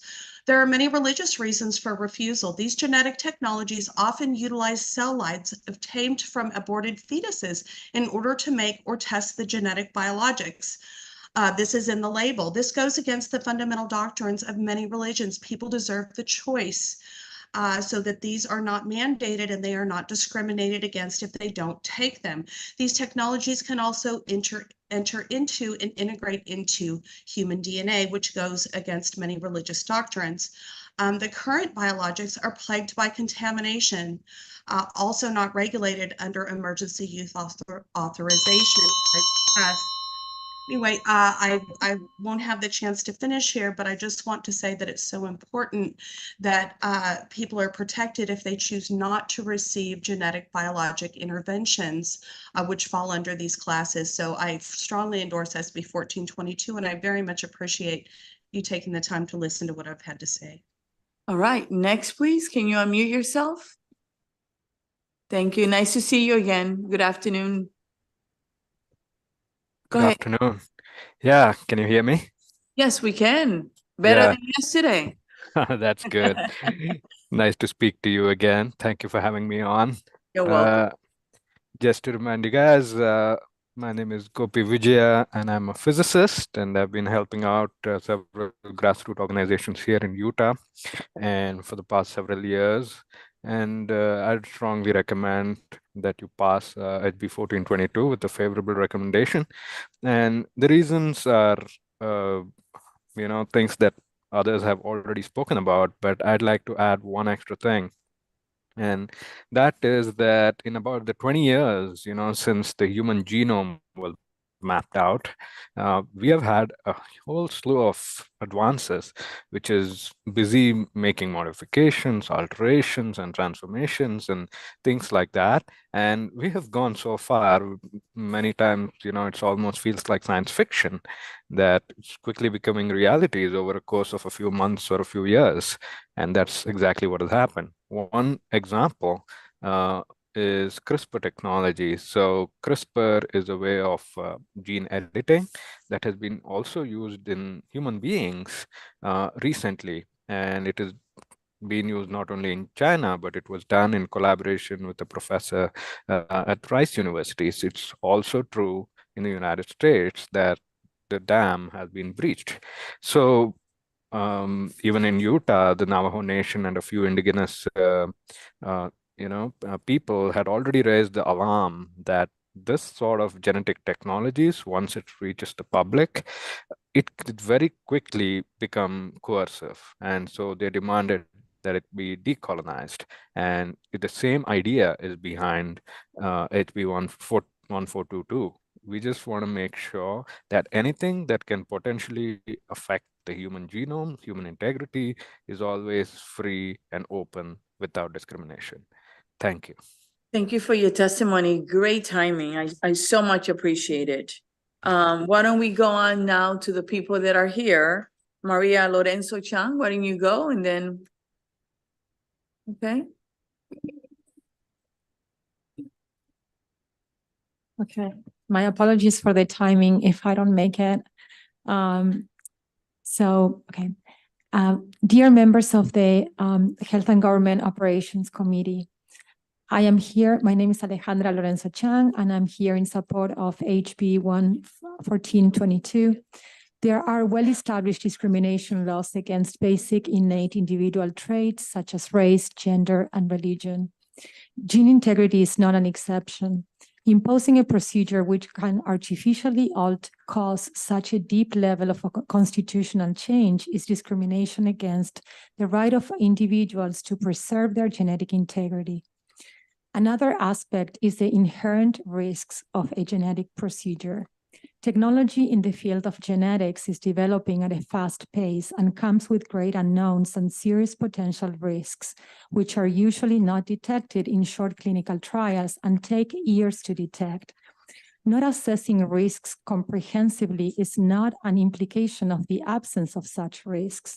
For example, the following is an excerpt from a New York Times article on CRISPR gene editing technology. CRISPR-Cas9 can cause serious side effects in the cells of human embryos, prompting them to discard large chunks of their genetic material, a new study has found. The consequences of these errors can be quite serious in some cases, said Dieter Egli, a geneticist at Columbia University and an author of this study. We are often used to hearing about papers where CRISPR is very successful, said Nicole Kaplan, a geneticist at New York University. But with the amount of power we hold with this tool, Dr. Kaplan said, it is crucial to understand consequences we didn't intend. This exemplifies why the application of a genetic procedure should be an informed choice without penalization or discrimination for declining. No genetic procedure should be for education, work, or access to daily life activities. Throughout history, medical products have been taken off the market or warnings have been placed after years of harm to many. Oftentimes, trusting individuals are left incapacitated, unable to have a functional life, and with great suffering and financial burden. Unfortunately, these cases are not anecdotal. Can you please wrap it up, please? Yes, thank you so much. The majority of children and adults have chronic conditions. Therefore, more than ever, a bill like HB 1422 is needed to protect an already susceptible population from further harm. Thank you so much. Thank you. Next, please. Thank you, Madam Chairwoman and members of the Health and Thank Government you. Committee. My name is Dr. Marcia Blakesley, and I'm an internist practicing in the state of Maryland for the past 30 years. I care for adult patients who come from a myriad of backgrounds and are seeking preventive care for an array of medical disorders. The goal is to tailor medical care and recommendations for each individual, knowing that each patient has an underlying special genetic makeup, a unique presentation of that genetic makeup, and a unique value system that informs their approach to their own health. In other words, a one-size-fits-all medical approach is ill-advised. One of the bedrocks of the patient-physician relationship is the concept of informed consent, meaning the discussion and acceptance or rejection of the risks, benefits, and alternatives to any medical procedure. Bodily autonomy requires that a person can ultimately decide what treatments or procedures they will or will not accept without fear of any form of discrimination. Though they hold promise for the future, genetic therapy technology suffers from a range of potential risks. These risks have been seen in research trials over the years. These include off-target effects, where the therapy affects other parts of the human body in an unintended negative way. The potential development of autoimmune disorders, since the body recognizes that foreign protein, that therapy as a foreign protein, and ultimately the unknown long-term and generational impact of altering the genetic structure and function of a human. After appropriate informed consent, an individual may choose to receive or decline genetic materials, therapy, treatment, or procedures. No person should face discrimination in any place of public accommodation, the educational arena, or employment for declining to accept the use of genetic materials into their body in the form of a therapy, treatment, or procedure. I support HB 1422 to protect Maryland residents from all forms of discrimination related to their personal medical decisions, and I thank you for the time to share this concern. We're going to open it up for questions now from the committee. Are there any questions from the committee? Seeing none, thank you so much for being with us, okay? Thank you. And this actually concludes the bill hearing on House Bill 1422. Next, we have the last bill of the day, and I want to thank everyone that's been waiting patiently. House Bill 1412, Delegate Lopez, please come up with your panel. Robin Elliott, Judge Karen O'Malley, nice to see you. Pam Casemeyer and Lynn McCann, will you please come up?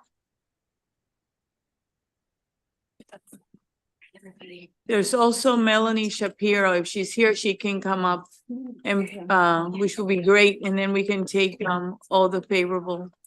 Oh. It's like a phone and a wall. There we go. Thank you, ladies, for being patient and waiting. We really appreciate it. We are paying attention, so we're all yours. All right. Thank you, Madam Chair, and thank you to my colleagues on HGO, the hardest working committee in the House. For the record, my name is Delegate Leslie Lopez, and I'm here presenting HB 1412, which establishes and funds the Abortion Care Access Grant Program. Last year, our state and the General Assembly made a commitment to provide reproductive freedom. This bill is about ensuring residents can exercise that right. This bill continues our commitment by providing funds for the safety, operational, logistical, and financial concerns of both patients and providers. The Dobbs decision in 2022 tossed the responsibility of abortion care to the states, and some states made emergency funding available to address the immediate crisis as abortion bans in over a dozen states went into effect. 2 years later, abortion access has only become more unpredictable. 21 states have banned abortion. Some bans have been blocked by state courts for now, but the uncertainty has a profound impact on the availability of services. There are reports from multiple states, including Florida, Ohio, Idaho, Tennessee, and Texas, where abortion bans have resulted in women being denied emergency medical care. Recently, a court decision suddenly halted in vitro fertilization in Alabama. This environment makes it very difficult for healthcare practitioners to provide reproductive health care. Our healthcare workers are worried about the sharp increase in violence targeted against them. There's been a 900% increase in stalking reports and a 100% increase in arson cases involving abortion clinics. Given the security and funding concerns, the providers are worried about the sustainability of their work. While we have required abortion coverage for state-regulated and Medicaid plans, many insured people remain without abortion coverage. Even when people have coverage, some people are afraid to use their insurance as they will risk an explanation of benefits being mailed home and opened by a family member. We do not have any stopgap programs that support abortion care. Unlike other types of care, including behavioral health, primary care, and cancer screening and treatment, providers of abortion care have been historically excluded from public health grant programs because of federal rules. This means that people seeking abortion services often turn to nonprofit abortion funds for support in covering services and travel costs. These funds experienced a spike in donations following the Dobbs decision. However, those contributions have not been sustained at a continuous level, leaving abortion funds running out of resources. In Maryland, we are facing a critical juncture to ensure the sustainability of abortion access. We are also facing a state fiscal crisis at the time. HB 1412 offers a solution. Our state can tap into a maintainable funding source to support abortion access both now and in the future and seeks no general funds. In 2022, we had the foresight to include a small but important reporting requirement in the Abortion Care Access Act. Every year, the Maryland Insurance Administration must report on how many dollars are unspent in premiums collected by abortion coverage by exchange plans, also known as qualified health plans.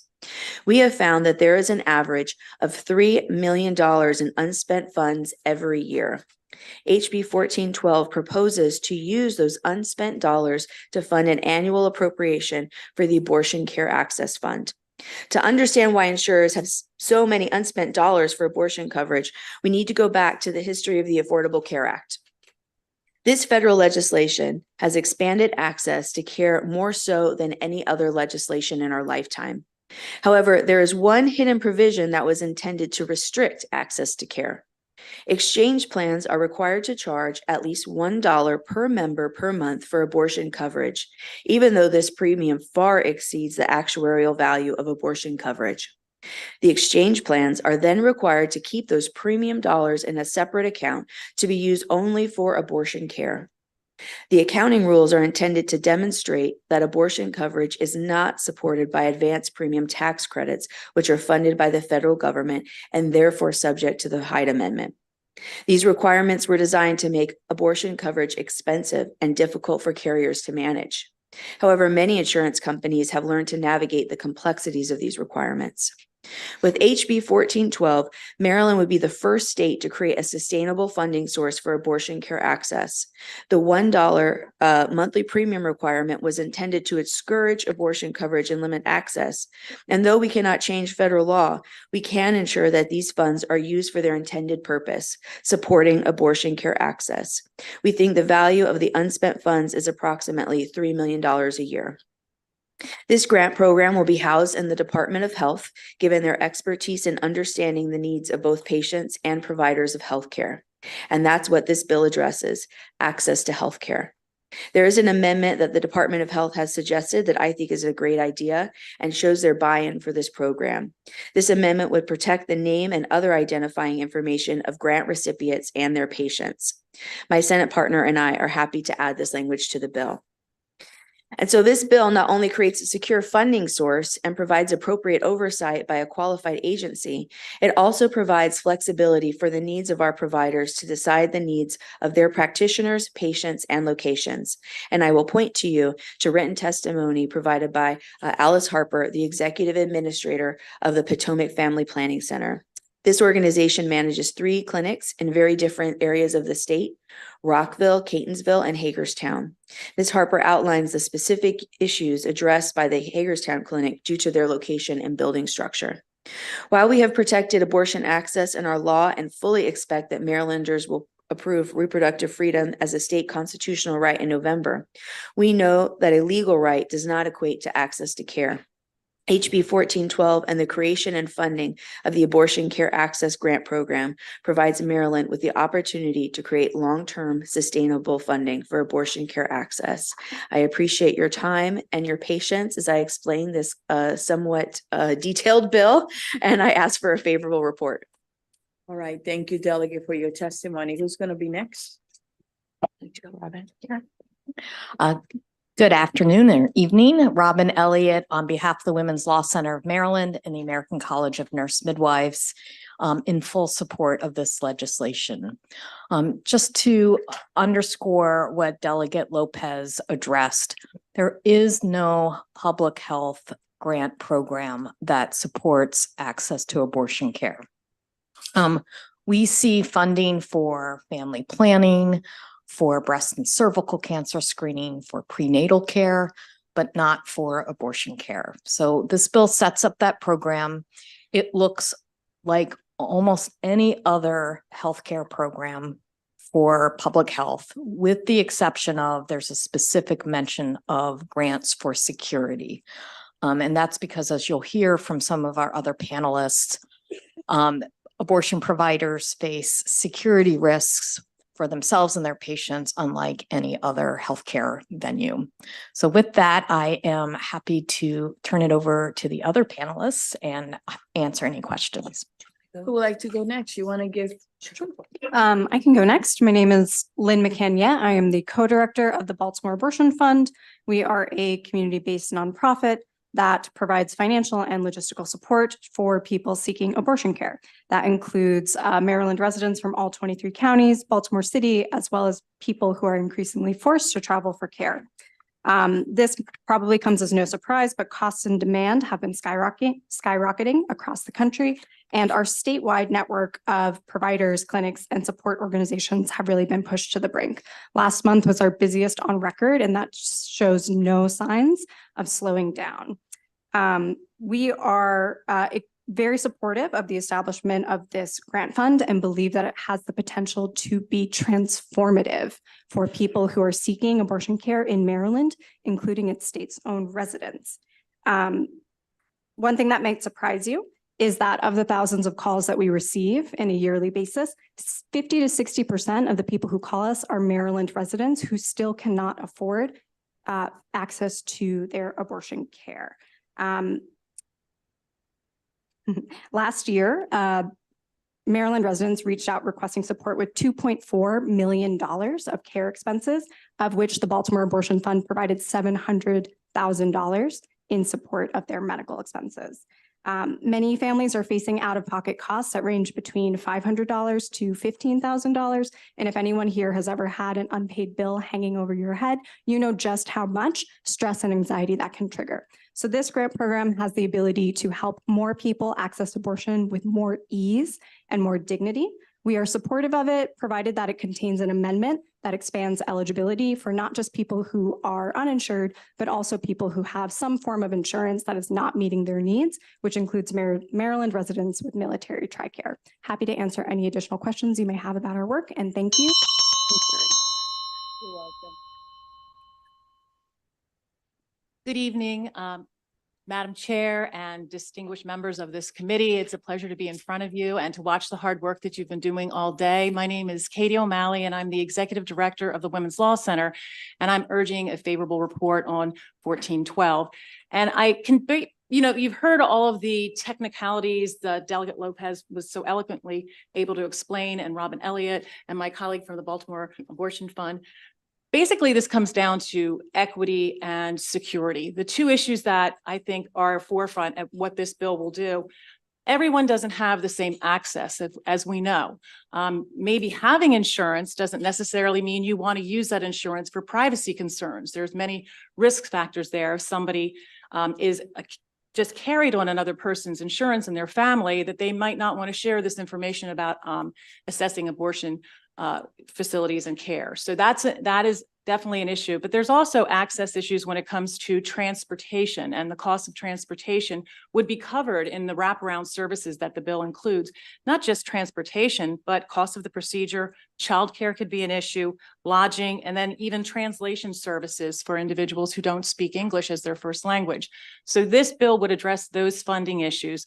When it comes to the security issue, when you go to the dentist, when you go to get an exam for any other doctor's appointment, but when you don't face the same kind of security risks that the clinicians, the other providers at these healthcare clinics face, as well as the women who are accessing these services. And getting security is very, very expensive. And as we have seen, not only in Maryland, but across the nation, there are some people who are so opposed to this right that we have given to Marylanders here that they will commit acts of violence and harassment and stalking. And these are all areas that these providers need then to get consulting on security and then hire the security that keeps the patients and their providers safe. So I urge a favorable report. Thank you so much. Thank you. Great to see you in your new role. Thank you. Welcome. Next, please. Thank you. Good evening, Madam Chair, members of the committee. My name is Melanie Shapiro. I'm the Public Policy Director with the Maryland Network Against Domestic Violence. We are the federally recognized state domestic violence coalition here in support of House Bill 1412. Since the Dobbs decision, the National Domestic Violence Hotline reports that calls regarding reproductive coercion have doubled. What is reproductive coercion? It's another form of power and control that we see in domestic violence and intimate partner violence, where abusers will use different tactics, including pregnancy pressure. That can include either compelling their victim to maintain a pregnancy that they don't want to maintain, or to have an abortion that they might not want to have. It can present in various different forms. It can include birth control sabotage. So access to this type of care is critical for victims of intimate partner violence. The second most dangerous time for a victim of domestic violence in an abusive relationship is pregnancy, in fact. The first being when a victim tries to leave. And having a child together and a pregnancy is something that connects a victim to their abuser forever. IPV is a factor in 64% of all homicides of pregnant and postpartum people, with more than half of the homicides occurring in somebody's home. As was already mentioned, the importance of this bill and the connection to the insurance coverage is of utmost importance. With 99% of domestic violence cases, there is the presence of financial abuse. So a victim of domestic violence does not have the financial resources to access reproductive health care, whatever that health care might look like. And if they have insurance, the insurance might have an explanation of benefits being sent to their abusive partner at their home. So the confidentiality, the ability to not have to use your insurance, and the protections that HB 1412 present are of utmost importance, and we urge a favorable report. And thank you for your work, Pam. Nice to see you. Yes.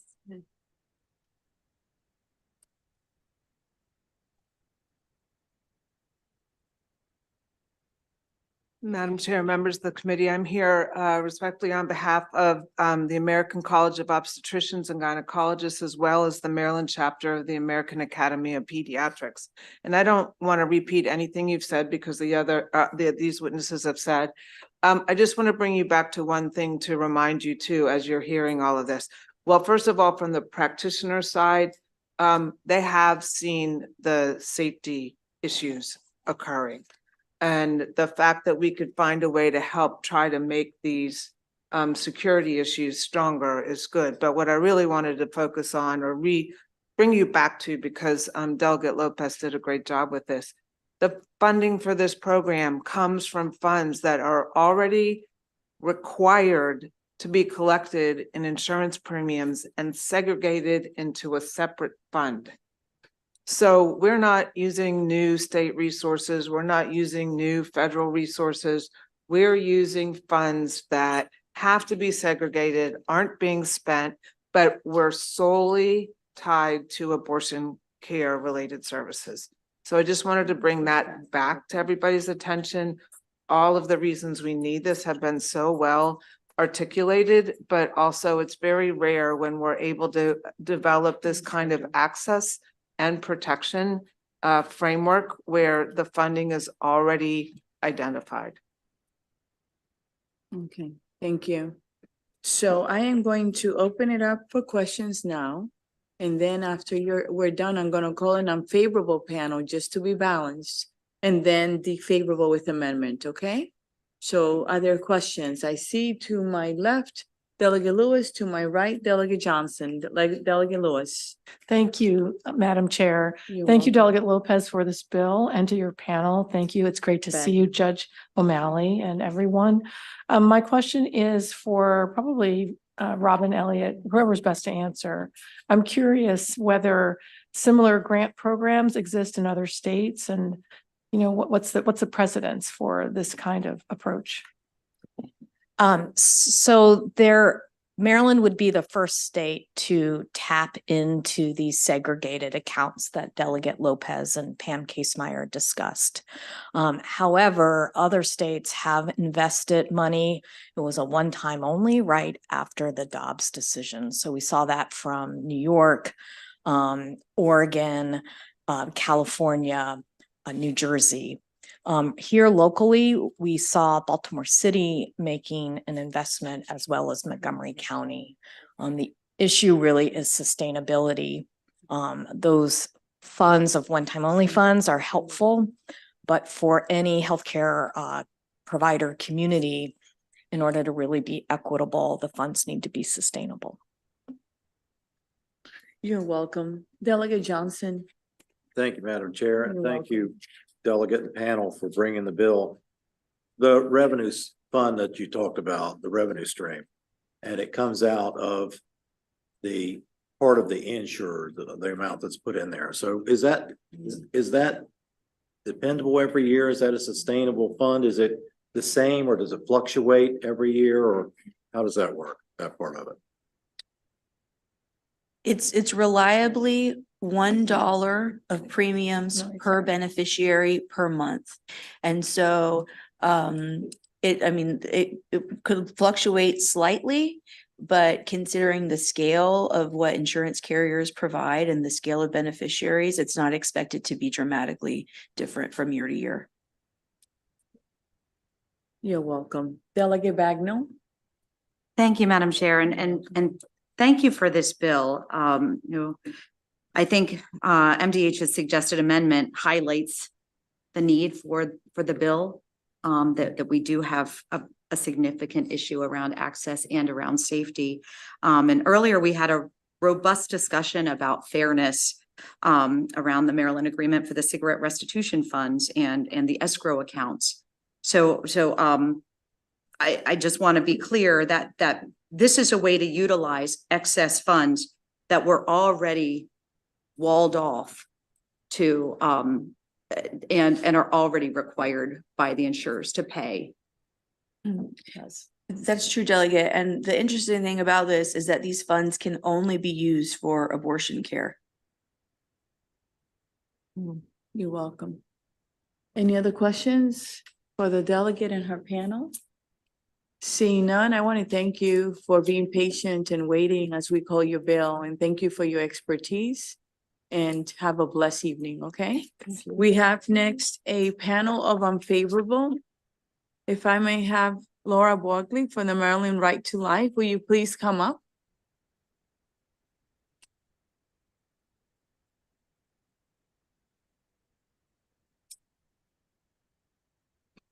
And I want to thank you also for being patient and waiting. How are you today? I'm doing well, Madam Chair. Thank you. How are you? I'm doing all right. I think we're all kind of looking forward to the weekend. Well, I think we've all earned it. Good evening, Madam Chair, members of the committee. I'm Laura Bogley, Executive Director of Maryland Right to Life. Thank you for your time this evening. We oppose this bill, which seeks to commit not only insurance premiums, but an additional 1 million in state funds beginning in 2025. This bill is not just limited to premiums, it's also to any other funds appropriated, as well as any other funds added to this fund, beginning in 2025, to create a dedicated fund to expand abortion violence and clearly to pay for all those that are compensated by the industry. Bill proponents are attempting to distort the truth before you this evening about abortion violence. The truth is that pro-abortion extremists have escalated violent acts against pro-life citizens in Maryland in the last 2 years. In fact, FBI Director Christopher Wray testified before Congress that 70% of cases of violence in his office that they're investigating are pro-abortion assailants against pro-life victims. And I was glad to hear, I think Delegate Bagnall said it tonight, that you're not here to choose the winners, because we've had at least 3 pro-life pregnancy resource centers vandalized in Maryland in the last 2 years, spending thousands of dollars of private donor money to put in those security measures that the abortion industry is asking for, the multi-billion-dollar abortion industry is asking you for tonight. So I would ask you and encourage you to be equitable in that spending. Bill proponents speak of the increased demand for abortions, but this is a manufactured crisis of their own making. For more than 45 years, the state of Maryland has thrown away millions in good taxpayer money after bad to an industry that promised but failed to make abortion safe, legal, and rare. In fact, the more money we give to the multi-billion-dollar abortion industry, the more abortions increased. Over the last several years, abortion activists within this assembly have been expanding abortion access to establish Maryland as a regional late-term abortion tourism destination. But now they're expecting taxpayers to pay for these abortions for the women and girls that they're trafficking over state lines. We say enough. We urge your unfavorable report of this bill. Thank you. Thank you, and great timing. We appreciate it. Are there questions for this witness? Delegate Morgan. My pleasure. Ms. Bogley, we're often told about violence at abortion centers. I know it's a theory that's out there. It's probably more than a theory. And look, there's news stories that it's happened. I've seen violence on both sides here. So do you want to talk about specifically what has happened at Maryland centers? Thank you, Delegate, for the question. Yes. So most of the numbers that you hear spoken about by the proponents are national numbers. But what they're not telling you is they're not reporting the pro-abort violence, which again, FBI Director Christopher Wray, who's not a fan of the pro-life movement, did testify to the Judiciary Committee that 70% of the acts of violence or threats of violence that their office is investigating over the last 2 years, since the Dobbs decision was leaked, is pro-abort crime on pro-life crime. So we have to look at those Maryland specific numbers. All last year, I heard the same defamatory claims made against the pro-life movement in the state of Maryland, that there's escalating violence here. No one could produce Maryland specific data.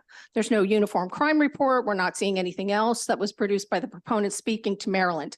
I can tell you there are documented police records on at least 3 violent assaults in the state of Maryland in the last 2 years. We had one gentleman that testified before the Senate, a 73-year-old gentleman who was brutally beaten outside the Planned Parenthood in Baltimore City for just praying outside to an inch of his life.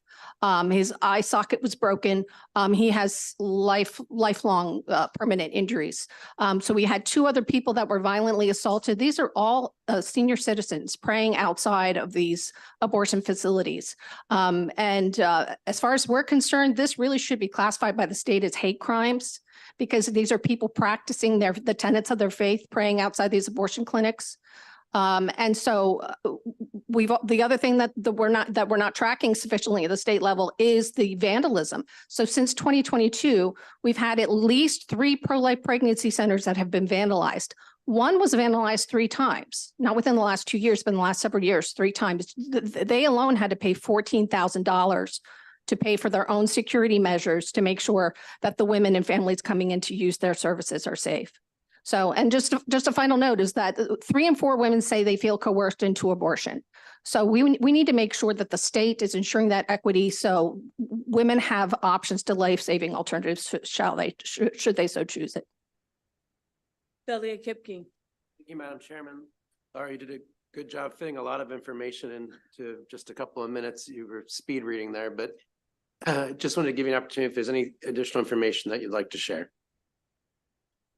Specifically about the spending, we're very concerned because Maryland is failing to meet the legitimate health needs of women. The state ranks among the worst states in the nation for infant mortality and preterm birth rates, and has seen a rise in severe maternal morbidity since 2019. So we're concerned about the disproportionate spending and investment of the state on abortion, which is the destruction of life. And we know 80% of people polled in 2023 said they prefer public programs that support the lives of both mothers and children. So we can and must do better here in the state of Maryland. Delia Rosenberg. You spoke of trafficking in terms of women being brought to this state for healthcare or an abortion. Would you consider it trafficking if someone, the 10-year-old in Texas, came to Maryland, the 10-year-old who couldn't get an abortion under Texas law, or any example of someone for whom an abortion would be perfectly legal in the state of Maryland being brought here, assisted in following her choice? Do you consider that the crime of trafficking? That's what you said. No, I didn't say the crime of trafficking, Delegate. I said that they're being trafficked into the state for the purposes of abortion. You're probably aware that President Biden had issued an executive order to provide criminal immunity to any individuals that are engaged in bringing women and girls across state lines. Normally, I think it would be a violation of the Commerce Clause to do those kind of things. What we're concerned about is the coercive element, because we know 3 in 4 women are being coerced. So there's a coercive element in these women being transported, whether it's by an abusive partner, we've seen incidents of that happening, or if it's just an inducement by the abortion industry with predatory abortion practices, late-term abortions that are restricted in other states, they bring them here to get those late-term abortion practices. And as you're aware, we do have all trimester abortion clinics, especially the one that's advertised in College Park. I'm more concerned with what happens to the 10-year-old in terms of that abortion provider being a mandatory reporter. What was the follow-up with law enforcement to report this poor child's abuser? What was the consequence for the person that raped this 10-year-old that impregnated her in the first place? We're not hearing about that. That's what we're more concerned with, the safety of the patient. You don't have to rush. You can take your time, okay? Thank you. All right. Delegate Riley. Madam Chair, yeah, through some of the conversations we've heard, a lot saying that, a lot of these are done from rape and incest and so on. In your letter, I noticed you apparently have some data saying that, I mean, we spent like 7.6 million for 11,567 abortions, and less than 10 of those abortions were due to rape, incest, or to save the life of the mother. I found that very, very compelling. So it seems like these are more of women that know what they're doing at the time, that they're actually getting pregnant. When you think that maybe these funds should be, at least 50% of it spent on, education of what they need to do. We have plenty of, contraception out there. And maybe there would be something better for them, to do before they engaged in these acts to bring them to this point of having to have an abortion and possibly, damage their health. So what do you think about that idea? Well, thank you, Delegate, for the question. I mean, I think this assembly should consider whether or not they're getting a return on their investment with all the money that's been invested in abortion in the state. You've invested tremendous amount just in the last few years for abortion access, but not an equal investment for prenatal care, maternal health, early childhood education. There's several different things that we could be doing, primarily improving the educational curriculum. Again, we're throwing good money away after bad, because why, after 50 years of legal abortion and funding these abortion providers, do we still have so many unplanned pregnancies? We should be able to address that need before it becomes a crisis situation for women in our state. So I would definitely encourage you to look at, are you getting a return on your investment for all the money that you've put into abortion? And that would start with a requirement for abortion reporting, which of course you all have waived, or one of only 4 states that does not provide abortion data for the Centers for Disease Control and Prevention. So we really don't know how well we're doing to provide for the needs of pregnant women in our state. I don't see any other questions, but I do have a statement, not a question. You're incorrect regarding what we have done for maternal mortality. This session alone, we have a bill that is Delegate White Holland's priority and the Black Caucus priority that is an amazing bill regarding maternal mortality. We also passed, which I introduced, a bill that requires implicit bias training for all healthcare providers in the state of Maryland. The bill I passed was for prenatal providers, and then I expanded it for all healthcare providers.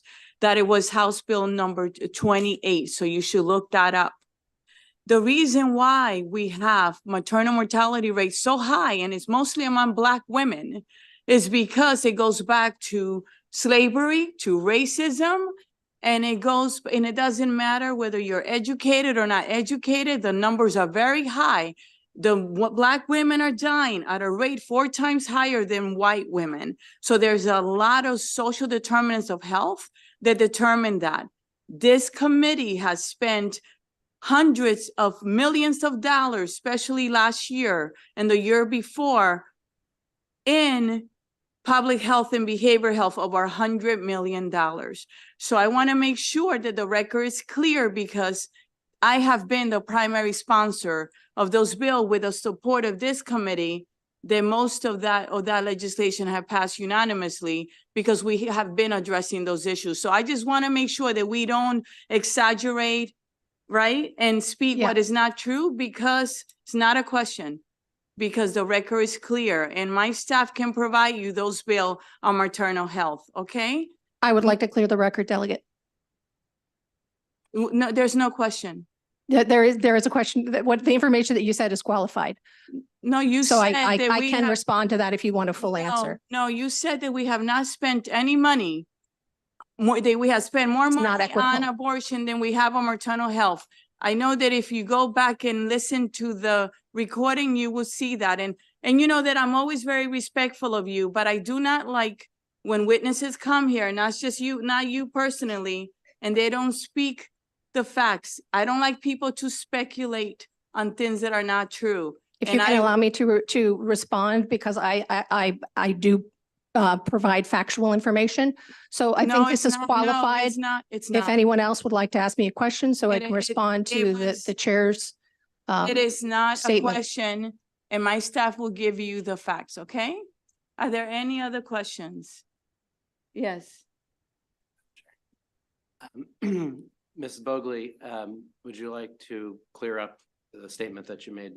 Yes, absolutely. So Delegate, the statement about the lack of equity and not prioritizing things like maternal mortality is that the Maryland Maternal Morbidity Board does not examine the correlation between abortion history and future pregnancy complications, preterm birth, miscarriage, even maternal death. You do not look at that data and make the connection. And we know in the pro-life industry that there is a correlation between prior pregnancy and future birth, pregnancy and birth complications. And one of the reasons we want to talk disparate impact, one of the reasons why we see women of color having a greater number of complications with birth and delivery is because they have a greater number of abortions, disproportionately higher than among their white peers. And that's a concern.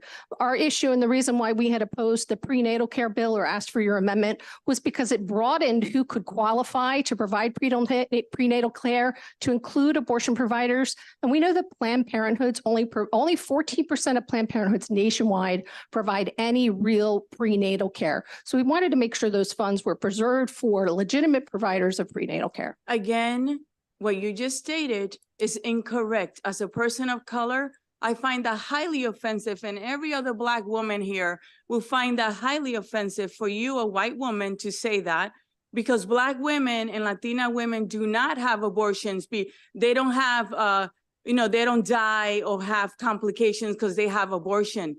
Okay, that is not true.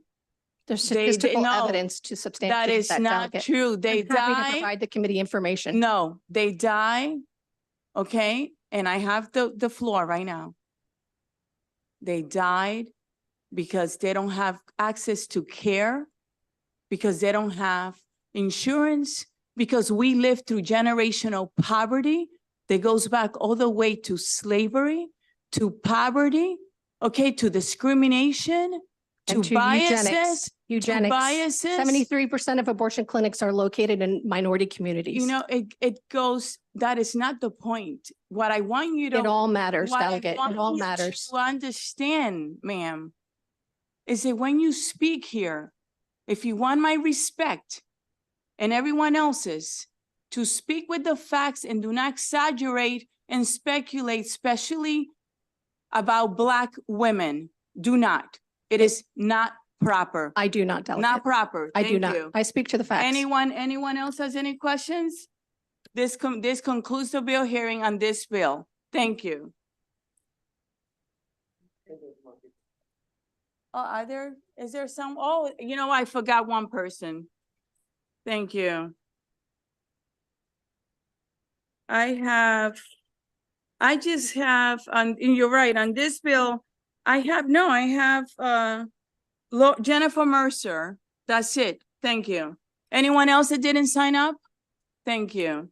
Ms. Mercer, good afternoon. Actually, evening now. Yes, good Okay. evening, Madam Chair. Oh, I have to, no. Okay, Go ahead. okay. My name is Jennifer Mercer and I serve on the Board of Directors of Pro-Choice Maryland Action. Pro-Choice Maryland Action supports House Bill 1412 as an important measure to increase patient and provider safety at abortion care facilities. Since the fall of Roe, abortion care facilities in Maryland have seen an increase in patients due to many other states restricting or completely eliminating access to abortion care. Some opponents of abortion are not satisfied with eliminating access in their own states, but rather seek to eliminate access everywhere. As we have seen over and over again, the anti-choice movement is not successful at the ballot box, so unfortunately, some actors turn to threats and even violence to get their point across.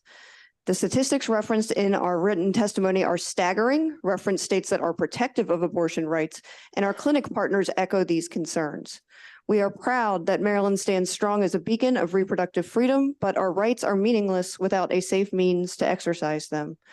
House Bill 1412 will provide for a grant program for providers to enhance security measures using existing funds under the Affordable Care Act. Importantly, it will allow each clinic recipient to use the funds as they see fit, which may look different from clinic to clinic.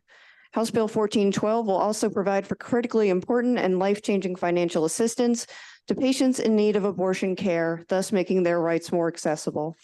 Pro-choice Maryland Action initially came in as favorable with amendments due to language in the bill regarding partnerships with law enforcement. This was in response to feedback from our clinic partners who sadly have not been able to rely on the cooperation of law enforcement when their security is threatened. Since it has been made clear that engagement with law enforcement is not a requirement of the grant, we are requesting a favorable report on House Bill 1412 and will do so as long as this remains the case.